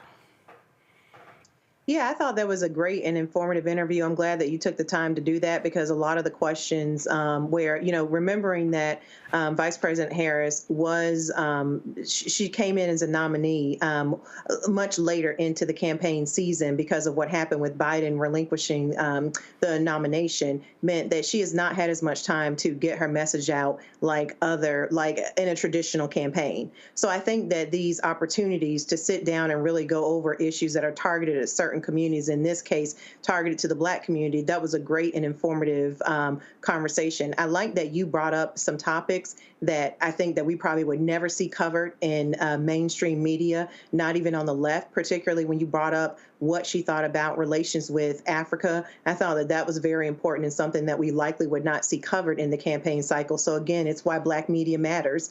This interview really shows it. So I thought that there were a few key things in the interview that it was good that we had a chance to hear her elaborate on what she really feels. And that to me really stood out as one of those moments. It's interesting, Julian, because when I asked the Africa question, she started smiling because, it doesn't get asked, and that's actually things that she's actually worked on. Exactly. I mean, the fact is that Africa policy is very rarely mentioned by any president, and yet we know that there is a symbiotic relationship, both because we're African Americans of African descent and because there is Africa policy that we've relinquished to China and Russia. So I saw her smile and I just thought, yes, absolutely. There's so many things that could be said I was surprised, not surprised, but I was, kind of surprised. I had wished that you'd ask her about Haiti also, but I did like the comments that she made around what she wants to do with the economy. I think that's really important. I mean, another question, Roland, might have been, but it was a great interview, so I'm not being critical much. But both Harris and Trump say they're going to lower inflation. I'm really interested in how they think they're going to lower inflation. Inflation is not a presidential purview. I thought it was a thorough interview. I thought that it was very good. That you saw a side of her that you don't often see, because I think she was relaxed with you. She was relaxed, and she was very self-possessed, and have some humor in the process. And that's what we want to see in a president. We don't want to see somebody who scowls, as Mr. Trump did for the whole debate. I mean, just scowled. You want to see someone who has, you saw her human side, and I was really pleased about that. The housing piece is also really important, and I think the way you approached it allowed her to really elaborate on some of the historical trends in terms of housing, the fact that we haven't built housing, and I don't know how long, and also the fact that when we look at housing units and look at what we have, she really talked about historical trends in terms of Black home ownership and where we've lost ground, where we've actually lost ground. So great job, Roland. Well, again, we only had 30 minutes. So, I couldn't, if they had given me the 45 minutes, they gave the 47 minutes all the smoke got, the 43 minutes the white girl from Call Me Daddy got, or the 1 hour and 6 minutes Howard Stern got. I could have asked a lot more of those questions. So I was limited in my time. So I had a lot more stuff I wanted to ask. And trust me, that's what I wanted. But Makongo, the thing here that first of all, part of the thing on the housing deal. Look, I've been hitting that thing for a very long time, and this is. And all the people who watch it, and this is really for the audience to understand, and lead the panel as well, and this ain't about patting myself on the back. But here's the problem. I need everybody to understand, here's the problem when y'all watch most of these interviews. Most of these interviews, these hosts don't know shit. Yep. Y'all, no, I need everybody to watch it and understand. Most of these hosts, if y'all actually cue back up, y'all didn't see me sitting there with no cards on my lap. Mm-hmm. Okay? Mm-hmm. I ain't have my iPad out. I didn't even have my phone out. And so for me, I didn't sit down before, man, let me sort of go over. I did not, I have an idea of what I was, some things I wanted to cover. I look at topics, but the other thing is, Makongo, I listen to the person while they're talking, and I sort of want the conversation to flow that way. And literally, it was only like an hour before when somebody had posted on Twitter that clip of her saying, I'm not going to sit here and tell you what I'm going to do specifically for Black people, but they posted the whole clip. Mm-hmm. So you got context. And I just thought, hey, you know what? This clip, they've been running this damn clip out of context for 5 years. Let me open up with this. But that's just a fact. That's just a fact. Most of these people asking questions, they can't ask no deep housing question because they don't know this stuff. You're absolutely right. And that's why I like what the late great Joe Madison said. He said, your next question is always based off of the last answer, right? So many of these journalists and hosts, they have these questions that they just have to get through before the break or before the person gets whisked off, but there's no real conversation there. And so the candidate or whoever the interviewee is just gets to give their talking points. But one of the things that she did, which was so great, when you were bringing up the housing thing and going on the stats about housing not being built and so on and so forth, she was like, I'm glad you brought that up. And that shows that there's that familiarity there because she knows the history, but also she can talk about her policies that she's done relating to it before she even got to the White House, which is extremely important for us to see that she's been in this fight. And she did that several times throughout the interview. Going off of what Renita was saying about certain things that she liked that we don't really hear in other interviews was the education piece. I've never heard anyone ask her about education and what she thinks about public schools, charter schools, and all of that. And I'm sure more time, y'all could have gone deeper on the education piece. Sure wanted to. That in the interview. Sure wanted to. And again, no doubt, right? Go ahead. And the other piece was talking about the immigration issue as it relates to the Black community and African Americans and how African Americans should be seeing Africans. And I would add what Dr. Malveaux said, Haitians as well, like that she could speak to that dichotomy because that's also something that she's lived and seen. And so not only did you ask questions that she never gets asked, but you parsed out questions that she may get asked, but you took it to a deeper level in terms of how it affects our community. And, she's going on with Charlemagne tomorrow. I doubt she's going to get that. She's going on with Brett Baer on Wednesday with Fox. I doubt she's going to get that. So we needed that opportunity to have that real conversation with people from our community. So I'm really glad of what you were able to produce there. And of all the folks who were watching, again, y'all have seen me show this on numerous times, but this is what I was talking about. And this is the fact. Prior to 2010, the fewest number of homes built in the United States was 4.79 million homes between 1940 and 1949. And that was when the federal government then passed a law specifically to deal with the issue of building housing stock in this country. And what you'll see right here, y'all, you'll see 10 million, 9.5 million, 12 million, 12 million, 12 million. It jumped to 14.5 million in 2009, and boom. The housing foreclosure crisis hit in 2008, impacted us in 2009, and then this was the result. If y'all want to better understand why there's a major housing crisis in the United States, it's right here.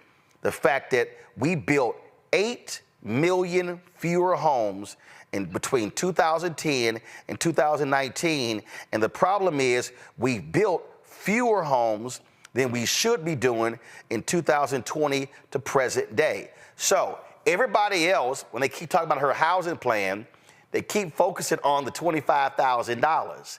They all, I've watched all these shows, they all completely ignored her saying we got to build 3 million more new homes, providing incentives for developers. Because here's the piece, and she talked about it. If you do that, then what's going to happen is cost of housing is going to go down because you got more stock. Because your demand is already there, so now you got more availability. And what it does is it lowers what's happening with rental properties. So the problem we have right now in America, there are people who can afford a new home who are actually renting. And so I just need people to understand how our economy is supposed to work.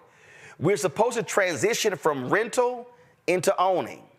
But when private equity, and then the estimate is that private equity, and again, that's why I wish I had, I had 15 more minutes, because private equity is going to be owning 40% of all single-family homes by 2030. Y'all, that's in 6 years, 40%. Private equity don't want you owning a house. They want you paying high rents because they're going to keep making money. And so that, for me, that's why, for everybody to understand, that's why I didn't waste time asking her about Obama's comments about black men. Because I was there at the 100 Black Men Conference. And so the Shade Room did an interview with her. They asked her. I didn't know what they were going to ask, but I purposely didn't ask that question because I knew what other folks were going to ask.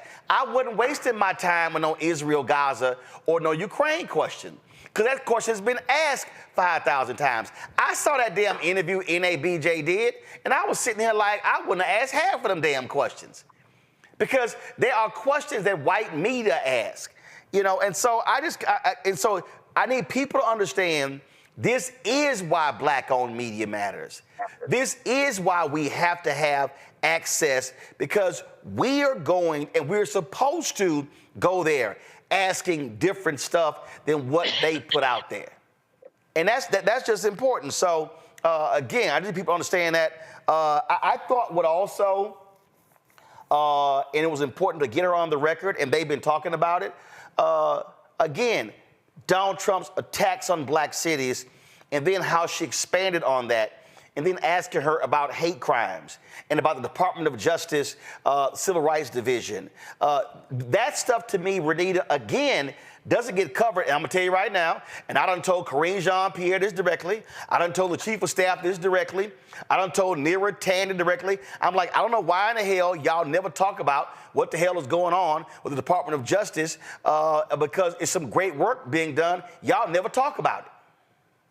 Right. And I think that the reason they never talk about it is because they're still trying to straddle the line and basically kind of straddle the line of trying to please people who don't want to see cops critiqued at all versus people who want to see actual, us move closer to everybody being dealt with fairly and equally within the criminal legal system. And so I think that they make a mistake with that. Listen, as I know from having to campaign many, many times to the public, is that you're not going to win everyone's vote. That is impossible. So you have got to understand who your base is, and you have got to go for those folks and go for the portion of the electorate that you need in order to win an election. So I think that there were a lot of details in that part of the interview that, like you said, we're not going to hear those types of breakdowns of mainstream media because they mostly cover what is quick to cover, what is not very complex, because then that sort of lends to more of the entertainment style of news. And that's generally what they stick to. Anything that's going to be complex but still important are things that are not generally going to be covered by mainstream media. So I was glad that you hit on that, and we were able to hear more of what the DOJ has been doing. And also, so folks, right now, we are waiting for Vice President Kamala Harris to walk out at the rally she's holding right now in Erie, Pennsylvania. As soon as she does, we're going live to that. And one of the things she's going to be doing is hitting Donald Trump on his comment about, pull the audio up, please. She's going to be hitting Donald Trump about his comment of using the military. Bring it down some, guys. When I say bring it, just don't give me all of it.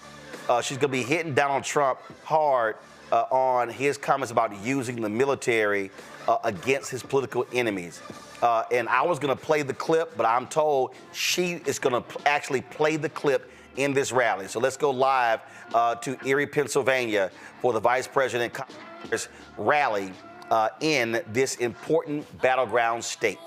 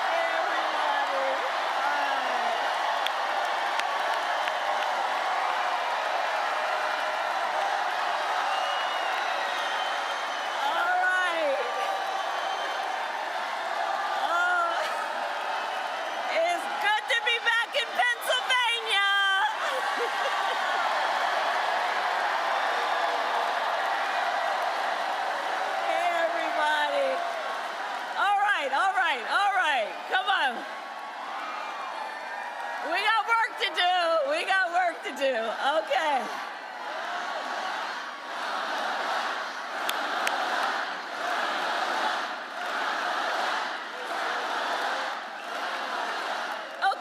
Okay.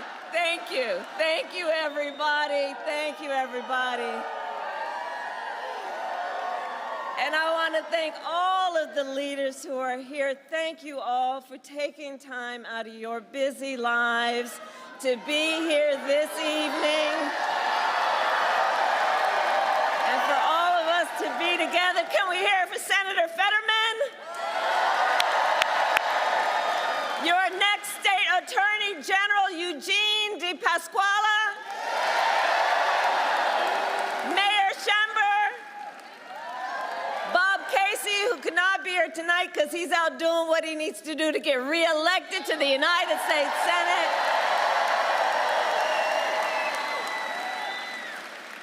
All right. Okay, let's get to work. Okay.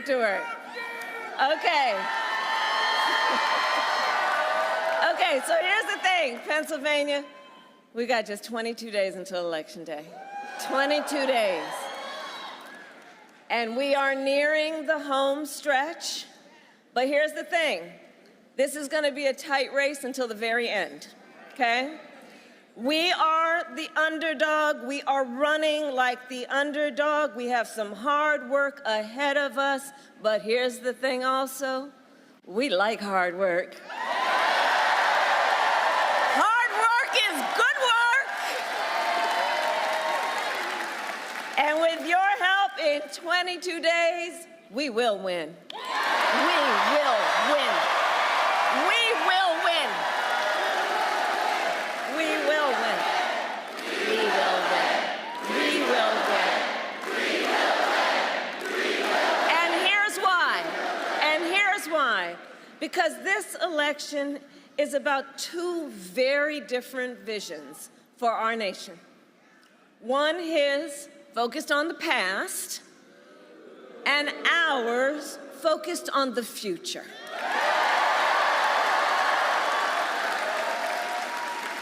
We are focused on issues that matter most to families across America, like bringing down the cost of living, investing in small businesses and entrepreneurs, protecting reproductive freedom,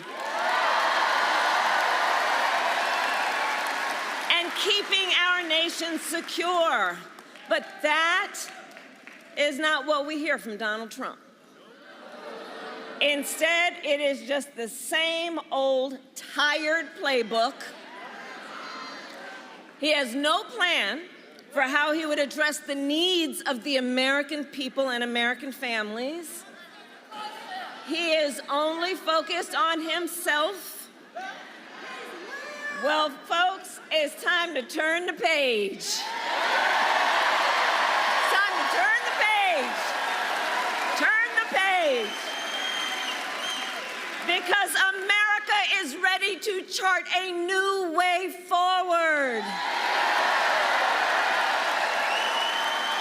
And America is ready for a new and optimistic generation of leadership. Which is why Democrats, Republicans, Independents are supporting our campaign. Because we need a president who works for all the American people. We are all in this together. And as you all know, this has been the story of my entire career. My entire career, I've only had one client, the people.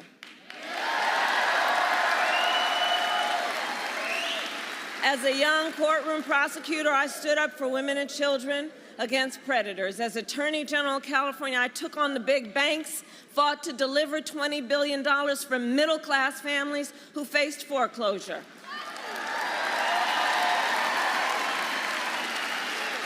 I stood up for veterans and students who were being scammed by for-profit colleges.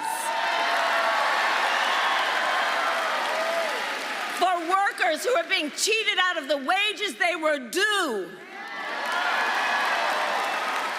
For seniors facing elder abuse. And it is my pledge to you as president, I will always fight for all the American people. Always. And together, we all will build a brighter future for our nation. Together. We will build a future where we have what I call an opportunity economy, where everyone can compete and have a real chance to succeed, not just to get by, but to get ahead.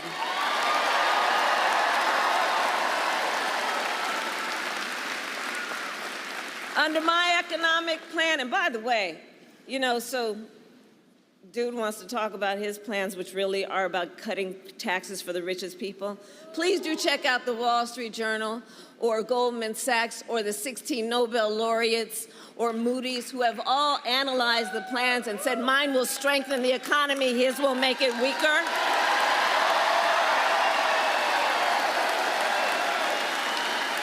Okay?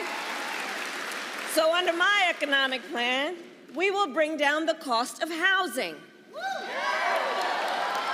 and help first-time home buyers, giving them $25,000 for down payment assistance so you can just get your foot in the door. You'll do the rest. Save up. You'll work hard, but just to help people get their foot in the door. We will help entrepreneurs start and grow small businesses. How many small business owners do we have here? I love our small businesses. You guys know it's part of my story. You know, my mother worked hard. We lived in an apartment above a daycare center, and it was owned by daycare centers, bless you. And it was owned by Miss Shelton, who we think of and thought of as our second mother, and she was a small business owner. And Miss Shelton, she was like all of you who do this work. You are business leaders, but you are community leaders, you are civic leaders, you mentor, you hire locally. I love our small businesses. Small businesses are part of the backbone of America's economy.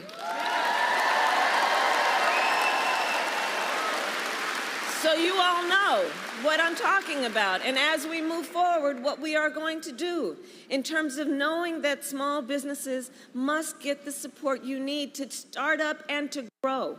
We will expand under my economic policy Medicare to cover home health care for seniors.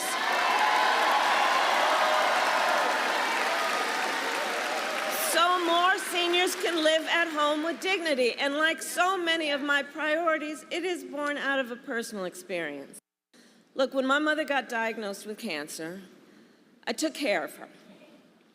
And for any of you who have taken care of someone, a senior in particular, you know what that's like. And it's about trying to cook something for them that they might enjoy eating. It's about trying to make sure that they have something that they can wear that won't irritate their skin, right? It's about trying to, from time to time, find a way to just bring a smile to their face or make them laugh. It's about dignity. It's about dignity. It's about dignity.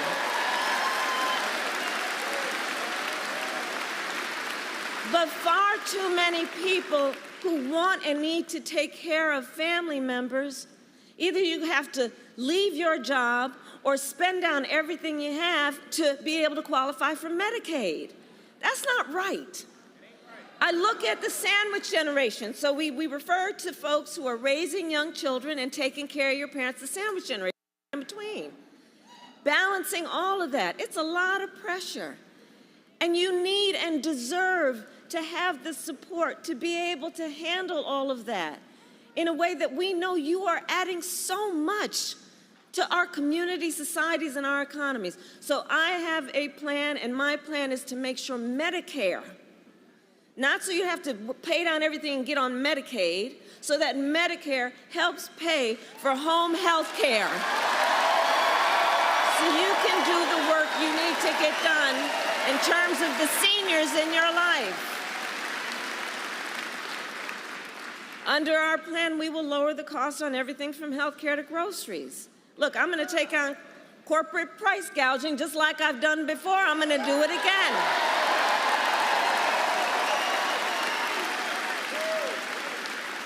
And give a middle-class tax cut to 100 million Americans, including $6,000 during the first year of your child's life.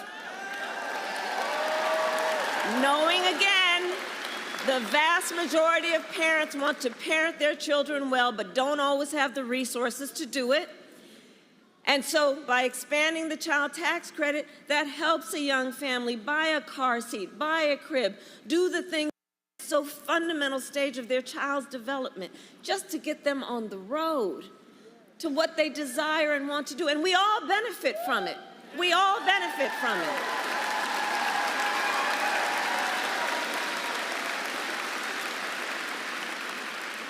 So all of this is to say, I will always put the middle class and working families first. I come from the middle class, and I will never forget where I come from. Never forget where I come from. Never.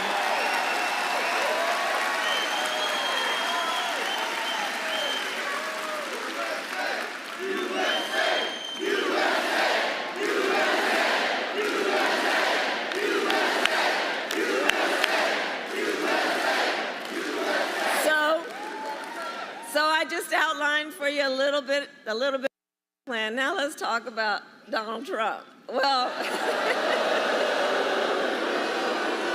he has a very different plan. Take, for example, Project 2025. Just Google it.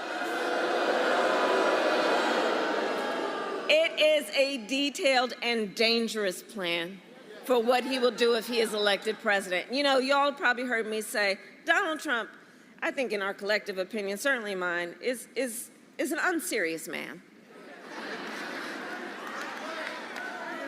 But the consequences of him ever being president again are brutally serious.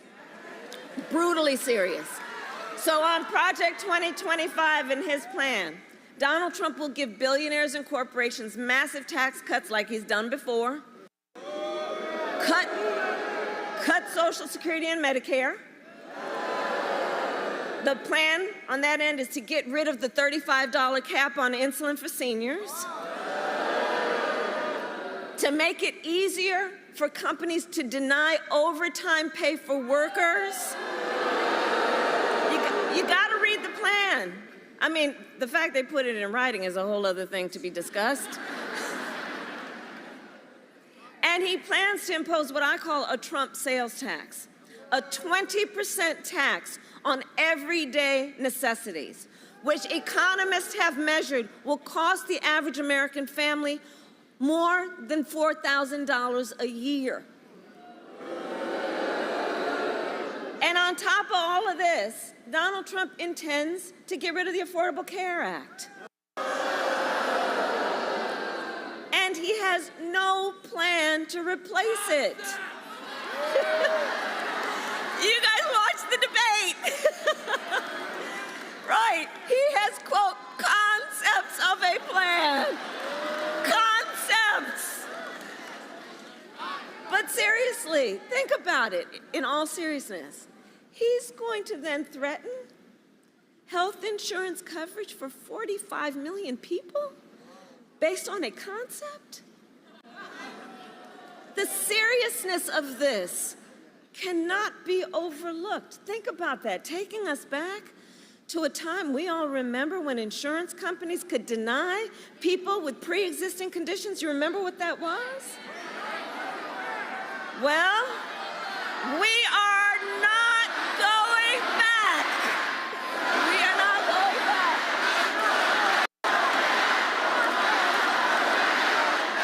We are not going back. No. And why are we not going back? Because we will move forward.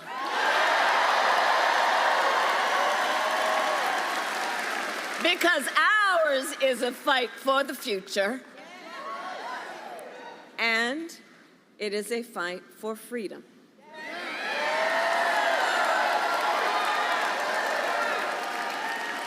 Like the fundamental freedom of a woman to make decisions about her own body and not have her government telling her what to do.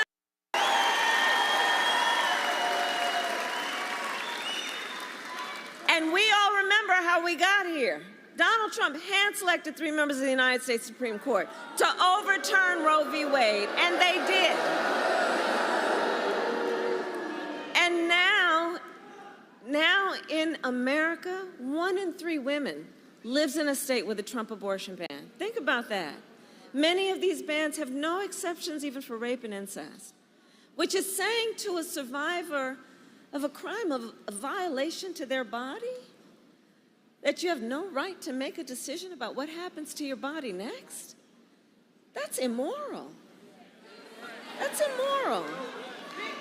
And let us agree, one does not have to abandon their faith or deeply held beliefs to agree the government should not be telling her what to do. Not the government.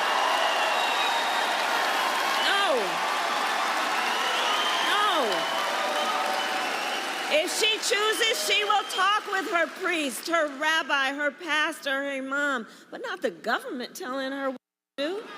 Not a bunch of folks up at a state capitol telling her what to do. As though she doesn't know what's in her own best interest and they know better? Come on. And it is my pledge to you, when Congress passes a bill to restore the protections and reproductive freedom nationwide, as President of the United States, I will proudly sign it into law. Proudly sign it into law. Yes, I will. Yes, I will.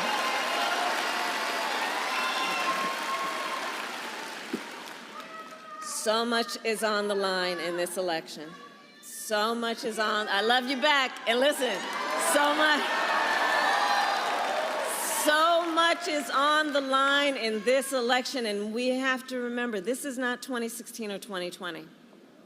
The stakes are even higher.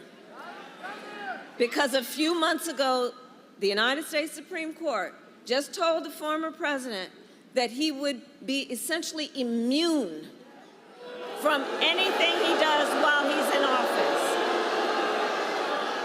Now, just imagine Donald Trump with no guardrails, right?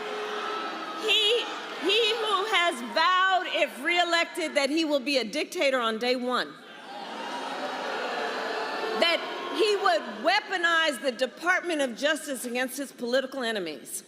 He who has called for the, quote, termination of the Constitution of the United States.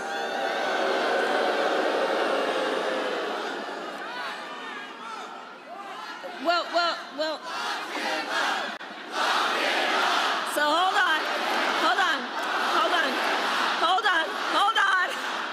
on. Because see, here's the thing. The courts will handle that. Let's handle November, shall we? We'll handle November.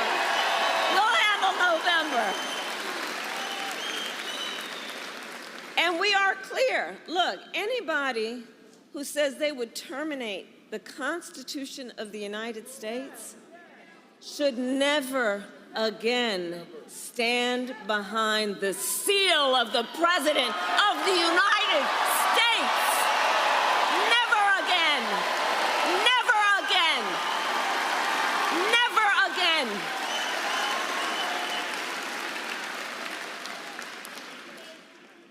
So after all these years, we know who Donald Trump is. He is someone who will stop at nothing to claim power for himself. And you don't have to take my word for it. I've said for a while now, watch his rallies.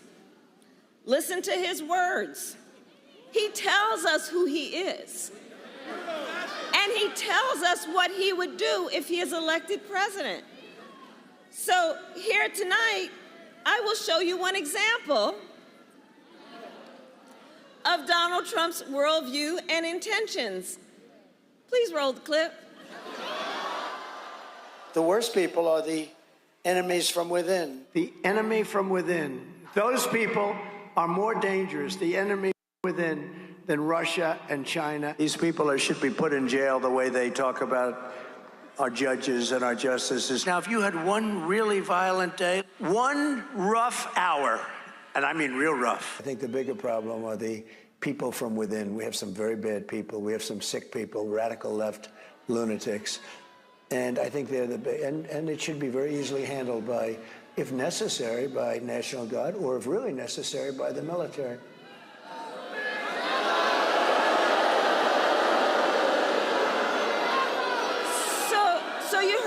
So you heard his words. You heard his words coming from him.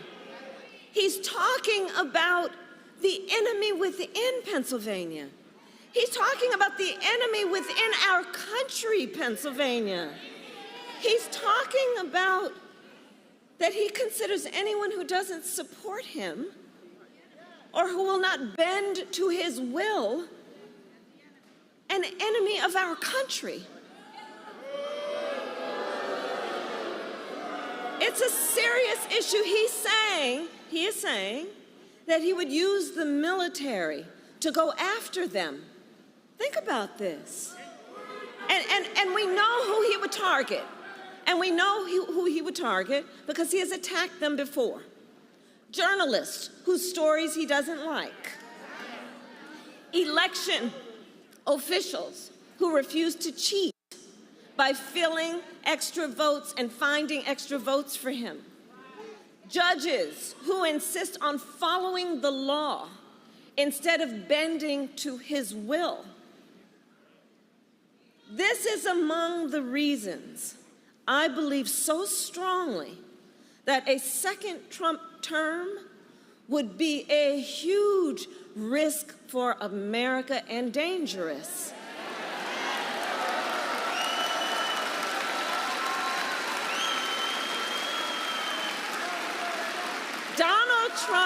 Donald Trump is increasingly unstable and unhinged.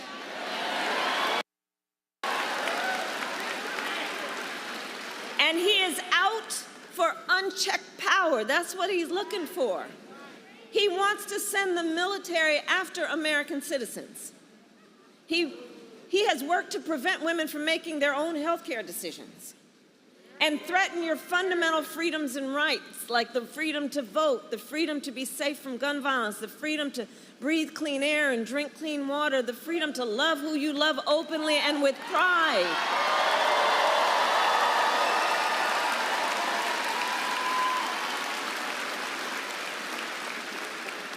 So here in Pennsylvania, I say to those who know best, when freedom is on the line, Americans always answer the call.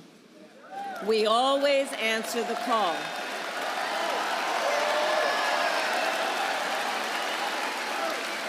And in this election, vote.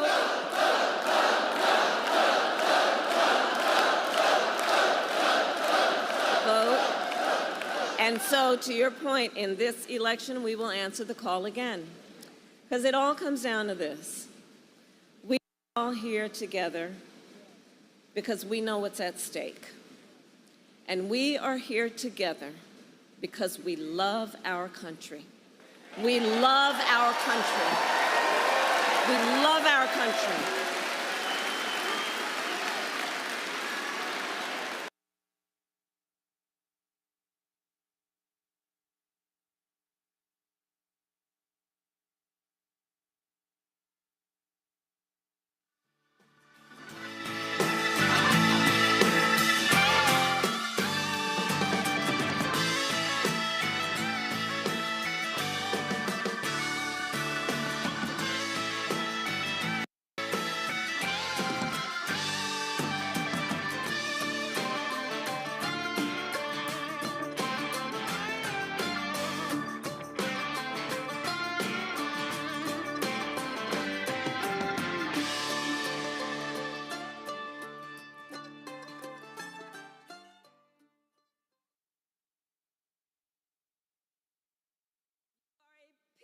County?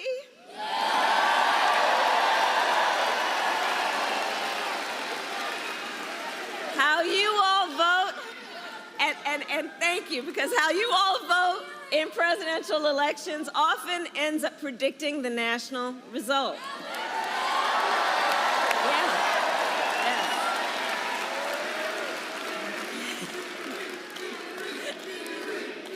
The chant is Erie. Erie.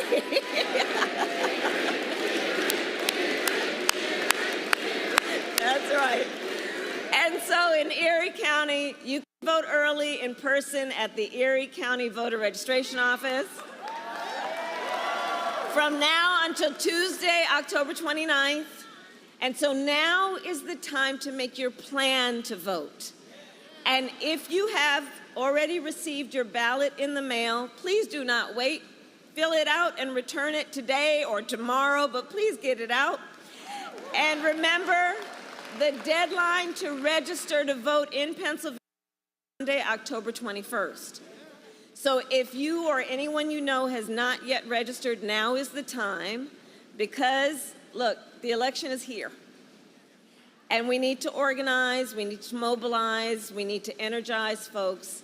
And we need to remind everybody that their vote is their voice, and your voice is your power.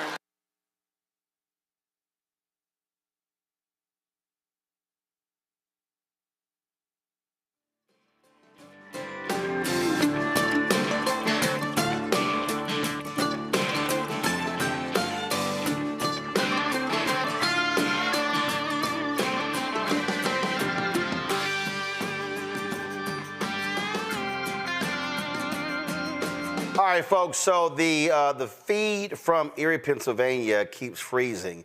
Let's go back to Erie. Here we go. Ready to fight for it! And when we fight, we win! God bless you, and God bless the United States of America. All right, not quite sure what was happening technically, but toward the end it froze a couple of times. Vice President Kamala Harris there in Erie. You saw the mashup that she ran of the wild and crazy comments that Donald Trump has made on this campaign trail, including saying in an interview that he would use the military to go after his political enemies. His people are often saying, oh, Biden is doing that, Trump won't do it. Y'all got to remember, he ordered his own Department of Justice to investigate Hillary Clinton. So they're absolute lies. So that's just a lie that you hear them saying. And so what you also, I love these people who call me when I'm live on the air.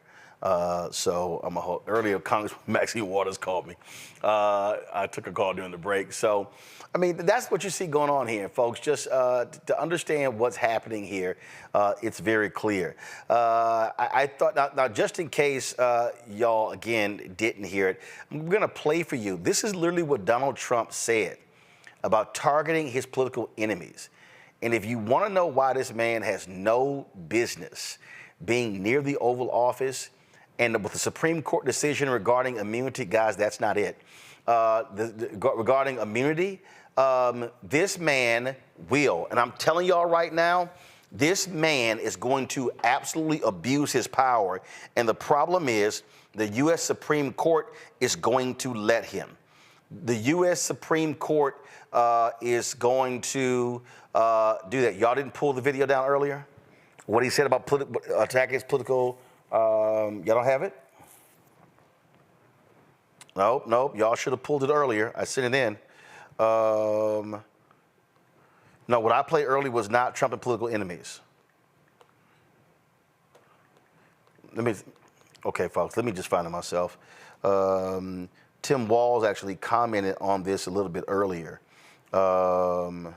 So this was an interview that Donald Trump gave. Give me 1 second. And this in an interview with Maria Bartiromo on Fox News, which was an insane interview. Even when she asked him about his tariffs proposal and how economists say it is going to actually drive the deficit up. All right, here we go. Pull the audio up. Here we go. This is literally what he had to say. Are you expecting chaos on Election Day? No, I don't think so. Not from the side that votes for Trump. But I'm just wondering if these outside agitators will start up on Election Day. Let's say you win. I mean, let's remember, you've got 50,000 Chinese nationals in this country in the last couple of years. Yeah. You have people on the terrorist watch list, 350 in the last couple of years. You got, like you said, 13,000 murderers and 15,000 rapists. Right. What are you expecting? Joe Biden said he doesn't think it's going to be a peaceful Election Day. Well, he doesn't have any idea what's happening in all fairness. He spends most of his day sleeping. I think the bigger problem is the enemy from within, not even the people that have come in and destroying our country. By the way, totally destroying our country. The towns, the villages, they're being inundated. But I don't think they're the problem in terms of Election Day. I think the bigger problem are the people from within. We have some very bad people. We have some sick people, radical left lunatics. And I think they're and it should be very easily handled by, if necessary, by National Guard, or if really necessary, by the military, because they can't let that happen. Donald Trump talked about, Donald Trump mentioned in y'all the enemy within. Anybody else find that to be interesting, that he talks about the enemy within? This enemy?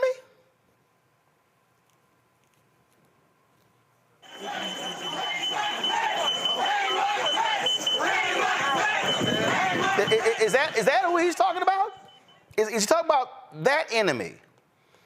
Because that was January 6, 2021, And that was a whole bunch of MAGA people who, you know, so was this.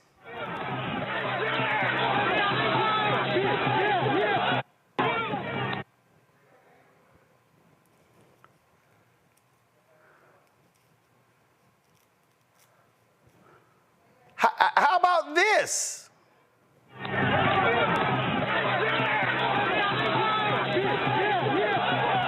Multiple capital injuries. Multiple capital injuries.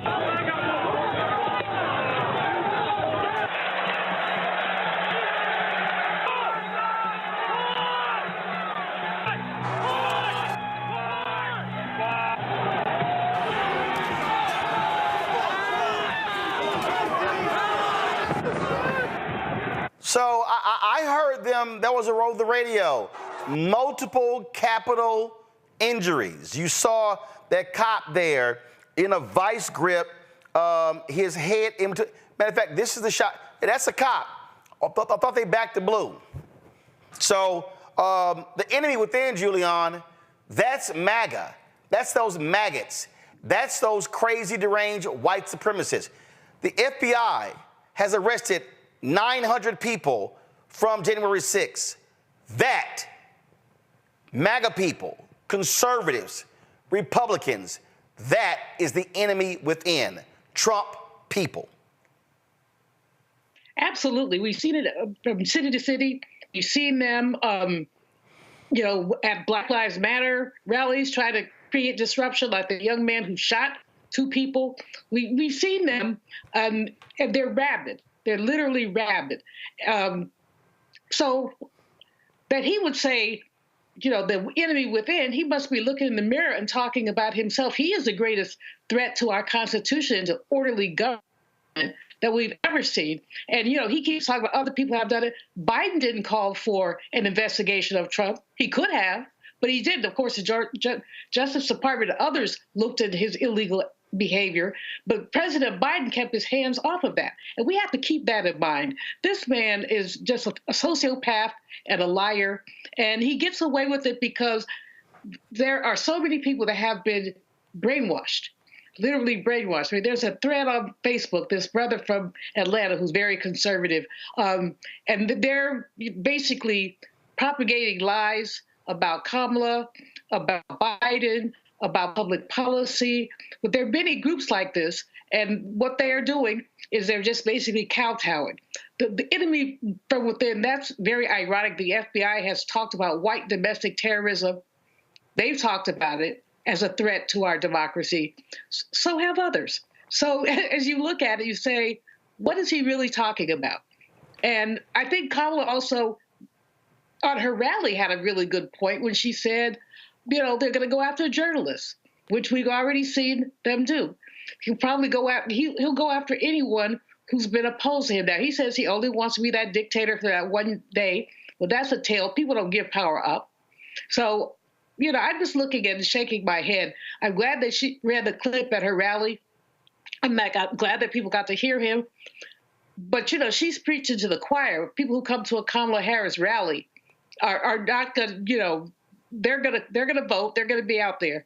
What we need to do is figure out a way, which is probably impossible, to pierce the consciousness of some of these Trumpers, to have them look at this differently and say, First of all, that ain't happened. So the Trumpers, no, it's not. And so it's really a waste of time. It's a waste of time trying to do with the Trumpers.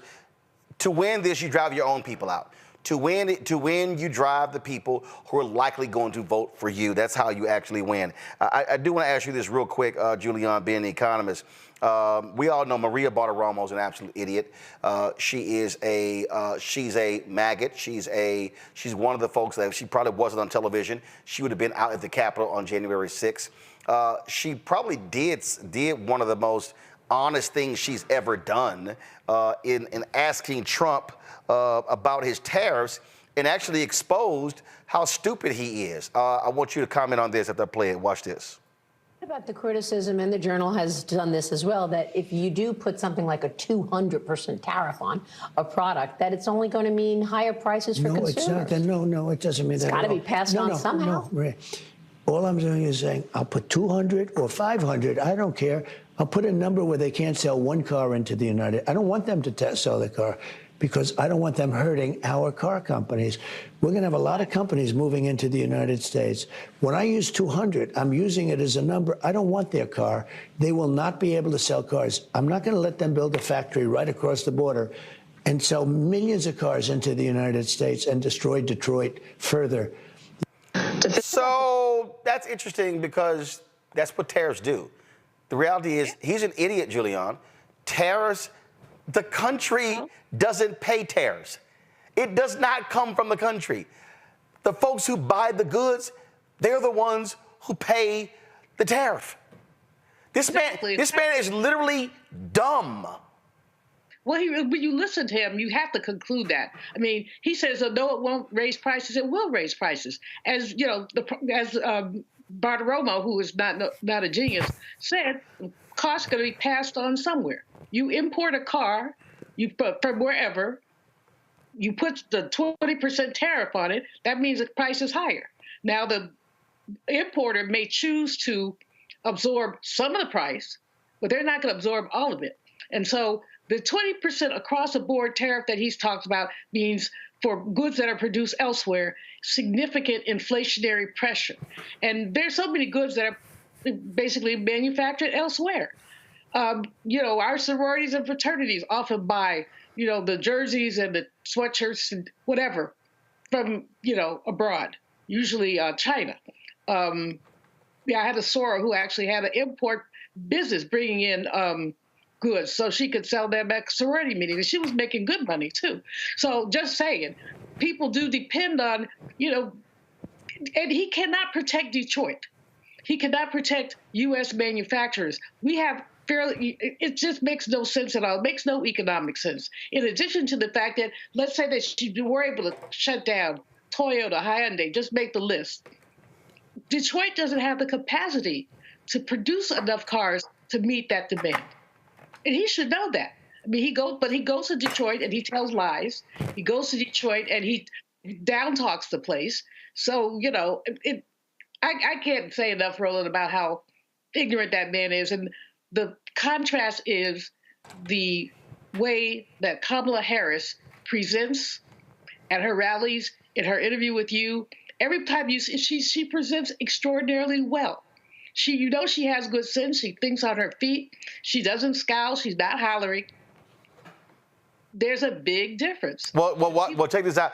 I want you to comment on this before we go off the air. Go to my iPad.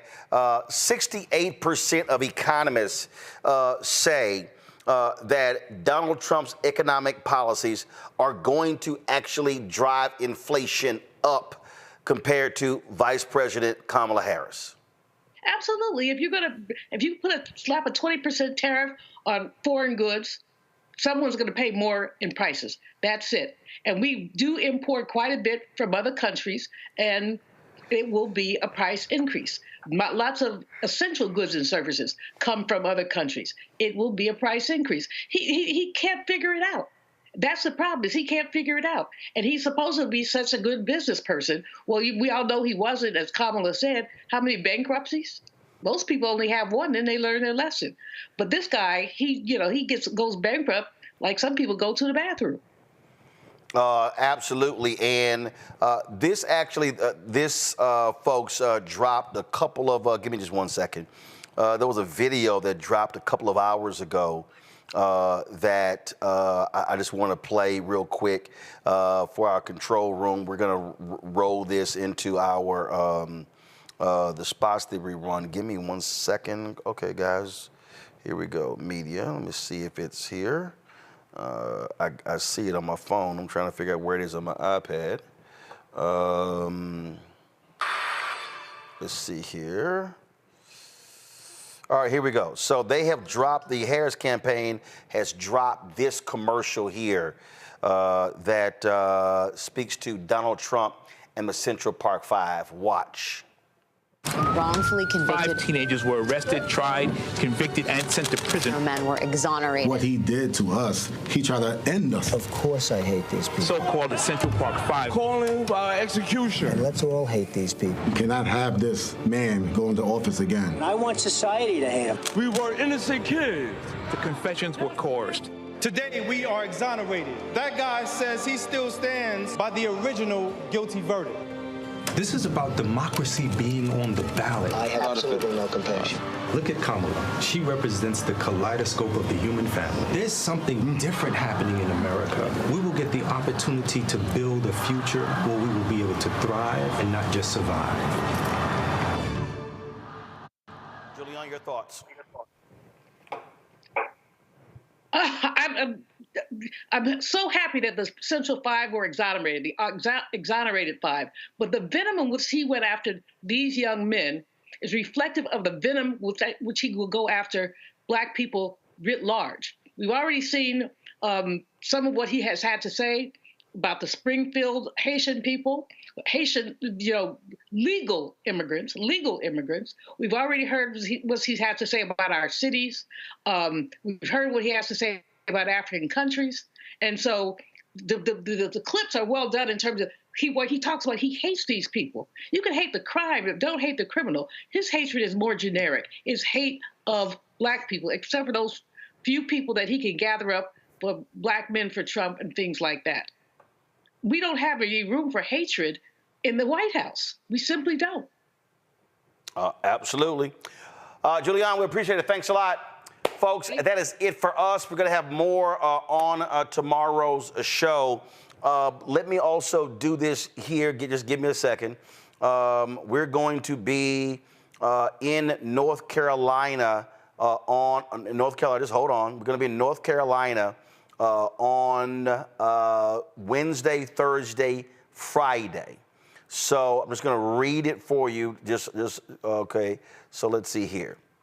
So Wednesday, we're broadcasting from Elizabeth City State University. Don't show it yet. I need to double check to make sure the QR code works. Hold on one second. All right, here we go, y'all. Show the QR code. This is the QR code. Point your camera to this. We're broadcasting live from Elizabeth City State University on Wednesday. We're going to put together a graphic. We're going to put it on social media. I just got the email 30 minutes ago. So this is the QR code for our broadcast on Wednesday at 6 p.m. at Elizabeth City State University in North Carolina, okay? Then on Thursday, give me one second. Let me go to it. On Thursday, we're going to be broadcasting from Word Tabernacle Church in Rocky Mount, North Carolina. This is the QR code for Thursday's broadcast. We have a sign up here because we want to make sure that we got enough space and everything like that. And so again, Thursday, we'll broadcast, I don't know why I say it's 6 to 7:30, but it's 6 to 8. So we're going to be there on Thursday. This is, again, from Rocky Mount. So check it out. And so let's see here. On Friday, give me one second. Friday, we're going to be broadcasting from Fayetteville State University. This is the QR code right here for our broadcast at Fayetteville State University. Again, you sign up for that as well. And so we're going to be there. And so can't wait to be there as well. So lots of things going on. Stay right there. That's the QR code, Fayetteville State, again, happening on Friday. So again, we head to the Black Belt Tour, North Carolina, Wednesday, Thursday, Friday. I'm making some luncheon stops. Those have not been locked in yet. Just simply follow our social media, and we'll have that stuff for you. And so that's happening. So we're going to be on the ground in North Carolina Wednesday, Thursday, Friday.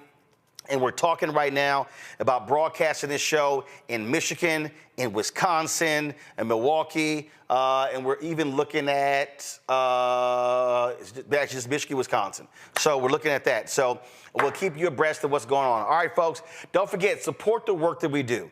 I keep telling y'all, your dollars are so critical as we go around this country. We don't get the advertising support that we need, but it is so helpful. And so please, we're still dealing with Cash App and all that drama, but support us, y'all. Please give via PayPal, Venmo, or Zelle. PayPal is R Martin Unfiltered. Venmo is RM Unfiltered. Zelle, Roland at RolandSMartin.com, Roland at RolandMartinUnfiltered.com.